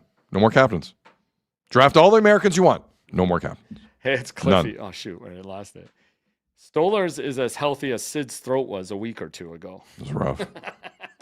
But I did sound sexy. Sexy? Did sexy. Did someone in the chat tell us that John Schneider was just announced to the American League All-Star coaching crew? Well, he would because he was in the World Series last night. Sorry. So is he the manager? He's the manager. Of the Oh team. my God. Yeah, because he went to the World Series last year. Yep. I forgot about it. Yeah, because they made it to the World Series. He's their manager. Maybe Hoffman makes the team now. He's on the All-Star. The manager. The IKF is standing at third base. And you wonder why the American League is so bad. You savage, Game 7. home run. Hoffman, game 7, home run. Shane Bieber, game 7, home run. So you're saying bet the National League team? He's running the American League team. Somebody hit me in the head with a frying pan. Oh my God. Jesus Christ. Wow. Wow. That guarantees I am not watching the All-Star game this year in Philadelphia. That's not happening. I think all the Jays need a break. To your point, Okamoto can go, but I mean, Vladdy has to. If Vladdy's voted in, yeah. I would fake an injury. Put him in the home run derby. Let him get that feel back of pumping the ball over the wall. I'd do it. Go, Vladdy. Hit the ball. See if you can. Anything else on any hockey thing we need to hit on before we dive into the Jays? Because we're going to dive into the Jays. No, yeah, for sure. What else was there? Is there anything on Hellebuck? What did we see?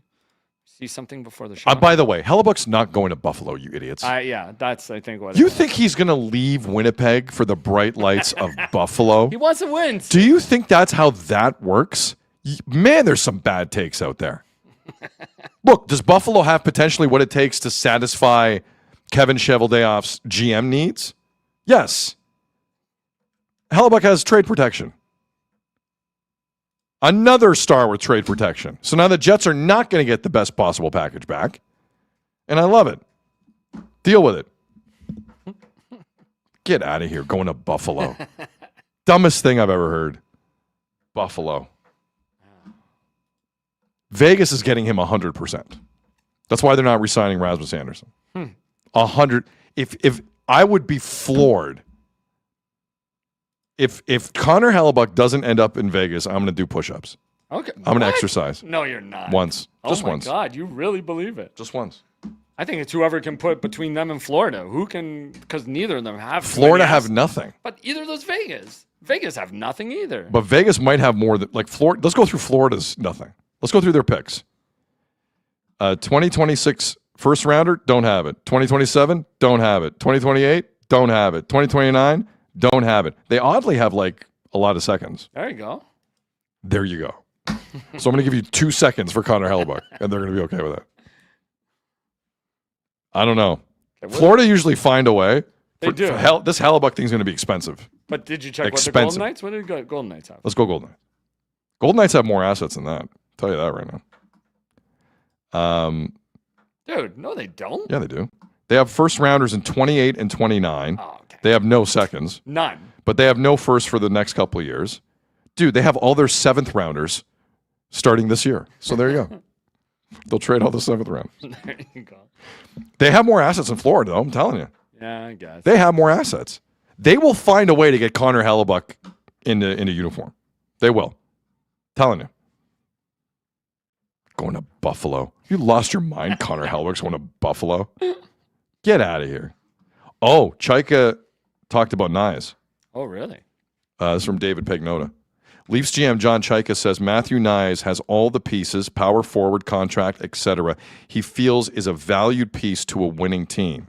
He'll listen on trade talk, but seems like he's not overly motivated to move him, barring a monstrous offer. Oh. I think Chaika's playing this perfectly. I do too. Because he's trying not to be disrespectful, but saying, listen, if you give me the 4th pick, we'll talk. Or the 2nd. And hell yeah, they should. Or the 2nd. San Jose's still sitting there with they're sitting on dynamite. And everyone's waiting for it to explode. And I don't know when this is going to happen, but dude, our live stream tomorrow night, Azo and I will be here at 7 p.m. Eastern with you. It could be a lot. This could be nuts tomorrow. I know. Nuts. I'm hoping for it. Man. It looks like McKenna was talking in Buffalo as well. Well, what was McKenna saying? Says he enjoyed seeing oh no, wait, where was it? If I get drafted to Toronto, I'd be pretty pumped, and it was pretty cool to see that. Okay. Seeing, and that's in regards to seeing Leafs fans already have a jersey of him. Good. He's saying the right things, man. He knows. I'm not a big fan. I don't put too much in saying the right things, but look, he's a confident kid. Yeah, you like that. You really like that. Yeah. And quite frankly, for the top 6, 7, 8 picks in this draft, you're going to get a confident kid. That's what I like about this draft the most. It's true. A lot of these kids have either done really well at their level or really well against kids older than them, or dare I say, really well against grown-ass men.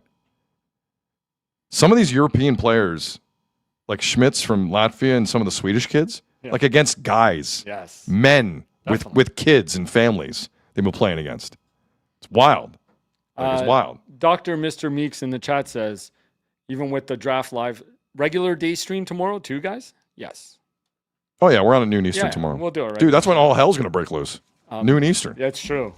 We'll have to set up the draft stream at night. And James Bruce, I think he's trying to set up the Betway read, which we already did. Yeah. But his tweet was, it's the most wonderful time of the year. Close. I don't mind it. It's close. It's not Christmas, but it's close. But James, you got a name check. Yes, you did. It's just funny. That's Christmas, the most wonderful time of the year, isn't it? By the way, I was every day here at the office. I take my Sid Seixeiro Show mug, which you can get at sickmedia.com. And I just kind of fill my coffee cup with it. I spilled coffee on myself. Can you hand on your white shirt? No. Oh, just on my hands. Can you hand me a hand towel, please? Today, huh? By the way, we're not matching. Stop being weird. We're not matching. We're not matching. Stop. I don't know how much you spill. That was a. Oh, sorry. It's a terrible throw. That was an awful throw. You have no arm.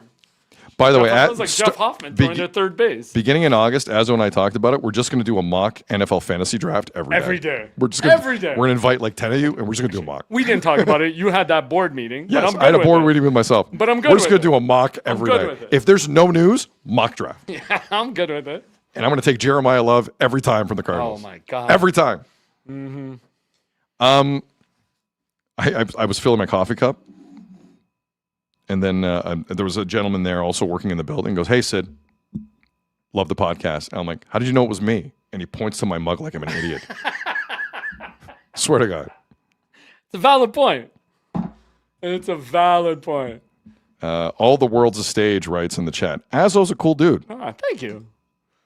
Marco in the chat. Boys, don't you have housekeeping?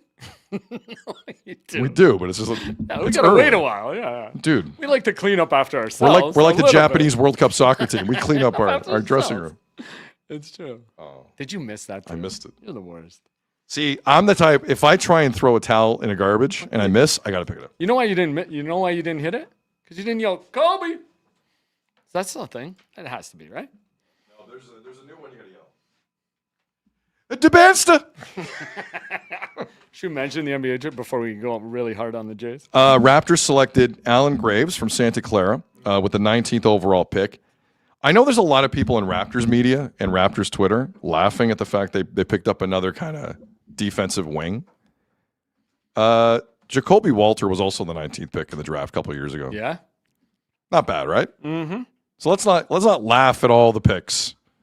Okay, I know the Raptors have a certain type of player they like. They do. By the way, first time since 2020, no Canadian-born player taken in the draft. That's a crazy stat, dude. That actually hurts me. It hurts my soul a little bit.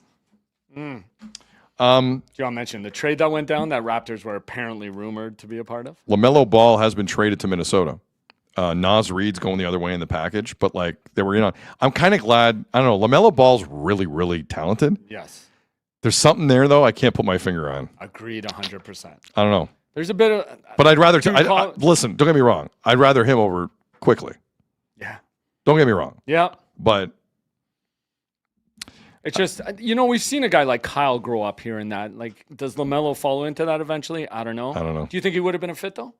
He is very talented. If they would have gotten rid of Quickly, maybe. Yeah. I hate that Quickly contract. Hate it. By the way, did you hear Bobby Marks after the draft? What did you say? They were talking. I don't know how Kawhi came up somehow, and they kind of asked him like who would be interested if they were looking to move on from him. And he's like, I'm sure all his old teams would be interested in him. Sorry, who are we talking about again? I'm sorry. Kawhi Leonard. Oh, I think there'll be a lineup for Kawhi. You do, huh? But that Clippers penalty is coming. This Clippers story is going to hit like July 24th. Watch this. Yeah. Salary cap circumvention. It is going to be nasty with the Clippers, and Kawhi's contract will be voided. Yeah. Voided. But Bobby's saying specifically teams who have had him would be interested. Oh, teams that have had him. Yeah, teams he's already played, which is only the Spurs and the Raps. I think the Raptors would walk away from that pretty quickly. Right? I think so too. It was a weird unless Uncle Dennis asked for ownership in the Leafs again.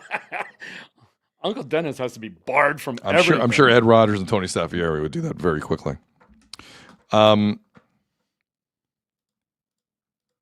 So in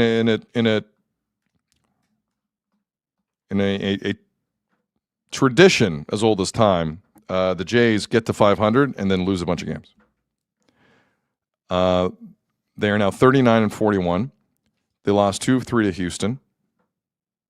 They left 51 runners on base in the series. 51. Jesus. I counted.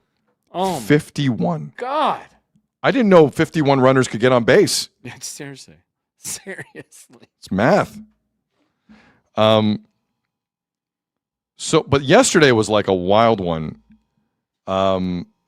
Luis Urias, the guy they picked up, he was in the minors for a reason. Yeah. Doesn't know how to run the bases or play defense. And there was no hitting.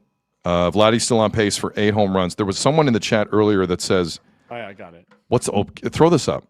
This is one of the funnier comments in our amazing. chat we've seen in a while. It's about Vladdy.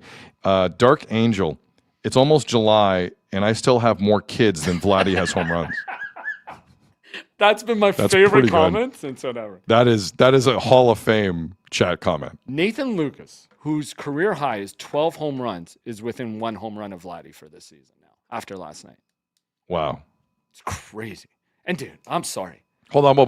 Before we dive in, the one thing that everyone still is talking about is Jeff Hoffman's attempted pickoff at third when Okamoto is maybe 7 steps off third base, and that's the winning run that comes in. Now, after the game, John Schneider said Hoffman really shouldn't be doing that. Check that. He didn't blame Hoffman at all, as he usually doesn't, and said Okamoto misread it and thought it was a backside pick coming from home plate. From Kirky. Yep. Meanwhile, Jeff Hoffman took a hard look at Okamoto before letting go of that ball and still let go of the ball 2 feet to his left. It was 2 feet to his left. So he has no control to the mound or to third, Jeff Hoffman. None. Hold on. Then he ended up striking out the guy at the plate, and this guy hit a fly ball. He would have got out of it easy. I don't know why he lets the guys on base distract them that much. He plays so much into his head. But that's Schneider. I know.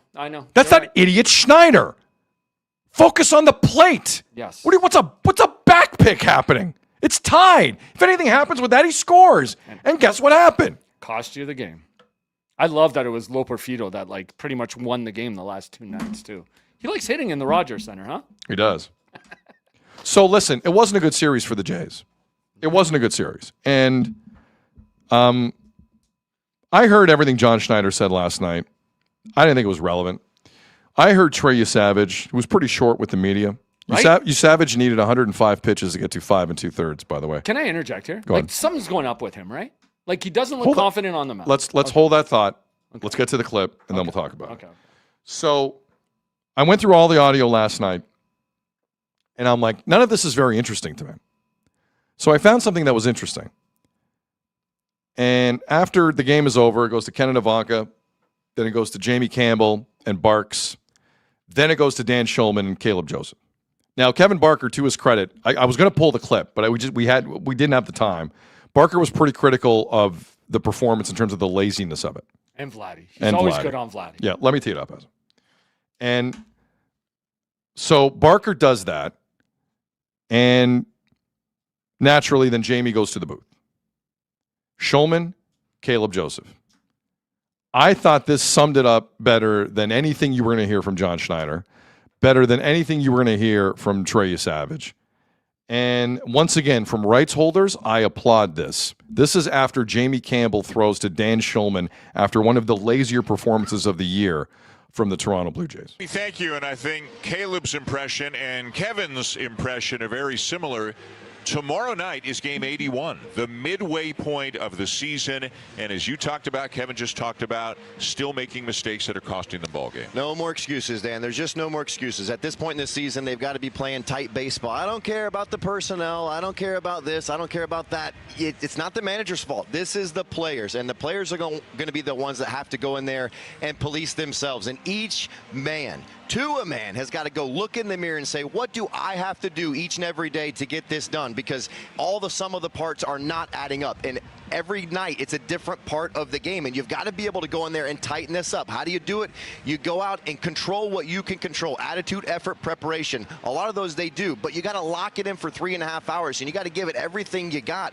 And it's not an effort, but it's paying attention to detail. These are things that you learn in spring training, but someone's got to get in there and really grab the attention. The whole relaxed, we'll turn it around. The AL's not too, there's not separation there. You got to push it at some point, and at some point you got to feel that, and I don't really feel it. I feel there's a little bit of relaxation there when you kind of go down the ballpark, and you don't want to be playing tense, but you got to play with effort, energy, and you got to get out there and really force the issue and really play good, tight baseball. This is not the manager. Don't call for the manager. This is on the players, and they know it. Everyone to a man in there knows they got to pick it up, look themselves in the mirror, and say, I need to be better. Jamie, I think he said it all. I think he said it very well. Back to you. It's a great pick. Run the chat comment that you just started as. Well, throw that out. Throw that out. Grace in the chat. 2 claps and a Ric Flair for Caleb. Woo! Definitely. Guys, and I'm going to say this out of love because I know things. There's going to be a time where you're like, I haven't seen Caleb Joseph be in the booth for a while. Remember that quote. Because my guy was, and by the way, that's fairly agreeable stuff from Dan Schulman too. Yep. A down the middle dude, best broadcaster in the business. Dan can't make excuses for that performance last night either. Azzo, go ahead. No, but take a stroll. Caleb was interesting in the moment. Did you hear him in the moment too when the base running occurred by your? No, sorry, I was on my phone. So he kept saying exactly what he said there. Like, that's an excuse him, and he's like, I'm sorry. Like, I got to go off on it. And he just kept going off, but then he kept apologizing for it. Like, he kind of knew he's threading a line here, but he couldn't help himself, and he's 100% right. So sick of this. Like, where's all that talk from Schneider about the little things they do? They're not doing any of it. There was a double play that got screwed up. There was that. There was a play at third. Like, man. The double play, though, Luis Urias was like way off. Like, he was not in position to turn that double play, to be fair to Urias. Yeah. Like, but it's the Vladio for 3. And he looks lost, dude. It's Hoffman, like, not being blamed for that again. I'm sorry. Again, Schneider with a back pick. Why do you want a back pick then? What are you doing, Schneider? And if your pitcher stuff's so great, just let him go after the hitter. He had one out. Like, you got the next 2. He has strikeout stuff. He struck out a guy and he got a pop fly. I applaud Caleb Joseph for saying that. And again, Kevin Barker, pretty strong last night on both Vladdy and the general laziness of the evening. I apologize, but I wanted to get the Vladdy stuff in there because I don't think anybody calls out Vladdy like Barker does. And he broke down the at-bats. And he showed how every at-bat he was struggling with something different. First at-bat was the inside pitch. Second at-bat was the outside pitch. And then third at-bat he was just taking. He took 2 heaters right down the middle and didn't swing at all. This guy, I don't care what Ross Atkins said. This guy does not look close at all. A. Klein in the chat. Someone has to say it like it is now. The team came out at the start of the season overconfident from the World Series, and now it's showing in their immaturity. Or they were never that good. Yeah. Somebody said, I think games 6 and 7 last year broke this team. Can't remember where it was. Jay Caro in the chat. So exhausted with Schneider. Yep. This is good. Trafalgar Davis in the chat. Babcock for the Jays. So simple. I like that. By the way, you forgot, that's the other thing I started to interrupt, but the fan pictures. Do you want those? Oh. Yeah. Okay, so before you show these, like there are certain moments in the Jays broadcast, like their truck is really good. There are certain moments in the Jays broadcast where I'm like, that's one of the funnier things I've seen in a while, and it's just fan reaction. So first there was this guy after the attempted pickoff. For the listening audience, it's a fan with both hands on his cheeks, and I believe like a World Series hat from 92 or 93. It wasn't from last year. And my guy is not feeling this at all. I'm going to call him Paul. Okay. Looks like a Paul. Yeah. And then I can't even remember where these fans were from. But to me, it's not just the older gentleman in front. The kid in the back firing daggers is also killing me in this photo. I forget exactly when in the Jays game this was. Mm-hmm. It may have been, is it Urias or Urias? How do you pronounce the name? That sounded like Luis Urias. Urias. Let's go Because Urias. it's not Urias, I think it was it's like- Urias getting doubled off at second when Springer hit it to right for no reason. Mhm. Now, again, they're 2 games under 500. They're going to stay in the wild card conversation the entire year because that's what teams do in the American League for the most part. But to your point, like Lucas hits his home run in the first and then nothing. Like, man, if you're sitting there for that whole game, I can understand where those looks come from. What did, because you heard Blair and Barker yesterday with Ross Atkins. What did he say about walks? Do you remember what he said about walks? He wants guys to go up. Like, he thinks they're making good contact, even though I see mostly infield hits from this team. Right. They make good contacts, and he wants guys to go up there, be aggressive, and he doesn't want his guys going up there looking for walks. Was a direct quote. Like, I don't want them looking for walks. Wasn't like command of the strike zone a really important aspect of what this team did last year? Yep. No, I'm Swing up being right serious. there. Am I No. losing my mind? Or 100%, man. Like, there wasn't a team that chased a ton. They would work counts like crazy. Now all of a sudden he doesn't want walks? Or guys on base to create havoc. Because, yeah, they'd get on base with walks. They'd run the base. They steal bases. It's insane. And walks are up across the league because of ABS. And this year you're going to decide not to take walks? Makes 0 sense. Shady McGuire in the chat. This team needs an exorcism for Hoffman. Dude, I don't know what you can do. Like that yesterday, there's no explanation. That was such a bad game to watch yesterday. It really was. Like the Funky Fro in the chat. Vladdy, the $1 million infield hit machine. If he runs it out. Like, the only thing enjoyable is how are they going to screw up next? Like, what could they do to screw this up next? It's crazy. They're the team they used to beat up on last year. But again, in all that too, like Savage needs 100. Savage threw more pitches than he has at any point in his short career, and he went 5 2/3. Has he looked the same to you? No. He doesn't look good at all. Not walking 5 guys a game. He's laboring No, he hard. hasn't. I don't know what's up with him, and he seems pissy. Like, the confidence isn't there. There's something going on there that we're going to hear about. But to me, look, there's a lot of things from last night we can point to justifiably and say to ourselves, there's something not right here. The biggest thing that's not right to me is this. The Jays took on a pitcher last night who'd given up more runs than anyone else in the American League. Yep. Mike Burrows. He sucks. They couldn't get to him. He sucks. Beyond sucks. They made him look like Paul Skeens. Preach. Don't get it. But they're making good contact, honestly, I couldn't even pull the clips from Blair and Barker yesterday. It drove me nuts. And I wouldn't subject anybody to listening. No, it's gonna have to be a really good quote for us to run Ross again. I don't think people want to hear that. And I'm not please- kidding. I don't think people want to hear Ross Atkins quotes. I'm over They don't. everybody saying, well, wait till Barger gets back, too. I don't know if he's coming back. Do you hear what Dan Schulman said about him? About Barger? No, what did he say? He said he asked the Jays, or was it Schneider specifically, like, what's he having problems with? Is it hitting or is it throwing? And everybody expected it to be throwing. No, he's having problems hitting. So don't tell me he's going to be your answer when he comes back to he's this not. lineup. I'm worried he's like the next Brett Laurie, where he's like just constantly injured because of how he plays the game. He's the Jays' Alfonso Davies. Yeah. Yeah. Warren in the chat. Sneak into the wild card at the end. That will be the option. Will the Jays take it? I'm not sure. I think this is how we ended today, Azo. Chimichanga in the chat. Can't hit, can't run, can't defend. Can't hit with runners in scoring position. Can't hit, period. Also can't hit, what are they, 25th in baseball, 26th with runners in scoring position? My God. Broken Bats in the chat. This is a good one. Sid, have you sold some of your David Popkin stock, hitting coach for the Toronto Blue Jays? Listen, it's a half a season. Let me try and add an ounce of perspective. I'm not usually good at this.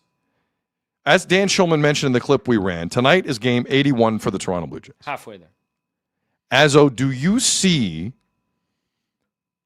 them turning the corner, maybe not to win the division, but in a similar way to last year, where the vibes become high again? Do you see that? But see, what bothers me is a guy like Urias, whatever you say. He comes up and he's in the lineup every day because he has the best hitting approach out of all these guys. He's getting on base. He hit that double. He got to second base yesterday. Valenzuela comes up. Pinango. Those guys are the guys hitting, not the guys on the regular roster.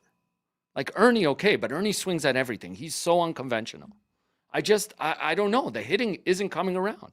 And I know we're all subscribed to, we just go with however Vladdy's going. He's not bringing himself out of this. He's not making any changes, which is part of the thing Barker always says. He should have a plan B. So at least when he goes to the ballpark, he has something else in his head that he's working on to get him out of his regular, because he's lost up there right now. So we all got to just subscribe to the fact that this team's going wherever Vladdy takes them. And it's crazy. And then you got guys now who can't play defense either. It's reeking into every part of their game to that point in the chat. Can't hit, can't defend, can't run. Like, it's seeping into every aspect of this team's game. And I don't know what their strength is. So no. And now to your point, they only have 3 starting pitchers. And last time they send Yasavage out for the 8th inning when they shouldn't have. Last night, we're just going to keep pushing his pitch limit. What are we doing here? Well, the bullpen's exhausted. So you have to. So they're lost. Like, I don't know how you bounce back. There's no coming back from this. The bullpen will get worse, guys. Yes. Like, that's the one caveat in all this that I'm really concerned with. And if Ross really wants optional arms, you get those now. Because why would teams not want to trade you optional arms? For the big names, Man. You wait until the deadline. Like, Skubal's going to the Dodgers. I'm convinced. He's going to go there. And he didn't look good last night. Sorry. Anyway, Is anyone suggesting the Jays get Tarek Skubal? No, I don't think so. With this team? No. It seems pathetic. Yeah, I agree. You're going to spend assets on a rental like Tarek Skubal? I was in on that in spring training. Yeah. When I thought this was a serious team. They're not. I'm out on this for now. There's no way I would pick up Tarek Skubal. There was a tweet that went out from an insider saying 6 teams are pretty much in on him. Get out of here. The Yankees, the Dodgers, the Braves, the Jays. I can't remember who the other Atlanta, or did I say the Braves? I can't remember who the other 2 are. Milwaukee. Milwaukee was another one. Imagine having Miz and him one too. We're going to leave you with a Alfonso Davies update from James Duthie. Oh boy. Duthie tweeted this, I guess, 30 minutes ago, something like that. Jesse Marsch, I'm assuming is scrumming in Vancouver. Jesse Marsch says Alfonso Davies came to him before the game and said he wanted to play, but he hadn't hit the physical benchmarks necessary, so the team did not want to risk it. The protection of Alfonso Davies is continuing with Canada Soccer. They know what the narrative is today. They know what people are saying. They know what they're quietly whispering. And they know the whispers are getting louder. There is now a feeling inside Canadian soccer fans this guy's not that interested. And Canada Soccer is trying to fight back on that as best they can. They continue to defend Davies and the calling up of Davies for this tournament. And they have lost the narrative on Davies wanting to play. He didn't play yesterday. You can put that on the team, but here's the problem. I don't trust a damn thing out of Jesse Marsch's huge American mouth. I don't believe a word of this. So I don't know what's going on. I could tell you he's not starting Sunday. Only a fool suggests he's starting Sunday. But this is what worried me. I'm not having fun listening to this guy anymore. It's not fun. It's a chore. It's belittling.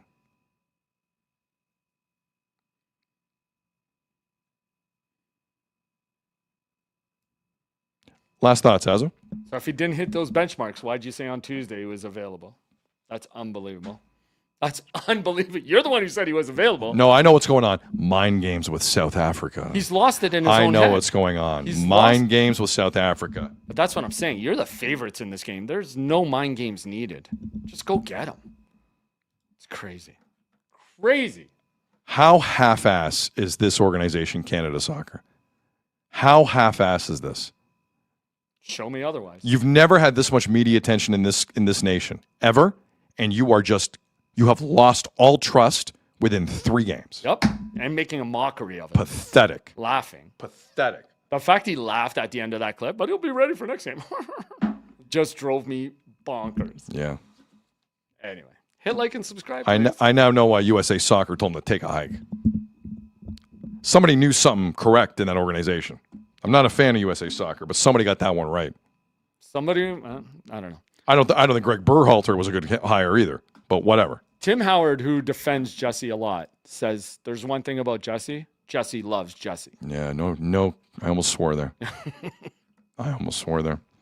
All right. On behalf of Jeff Azzopardi and everyone here at Sick Media, I'm Sid. You've been watching and listening, eventually, to the Sid Seixeiro Show, powered by Sick Media. Again, we'll be back live at noon Eastern tomorrow, 9 a.m. Pacific. We'll be back live at 7 p.m. Eastern tomorrow, 4 p.m. Pacific for the draft with a stream. I think tomorrow's going to be fun. Enjoy the rest of your day. Let's see what tomorrow brings. Take care. We'll talk soon. And that's a wrap. Hope you don't miss us too much until next time. Follow the Sid Seixeiro Show on YouTube, X, Instagram, Facebook, and wherever you get your podcasts.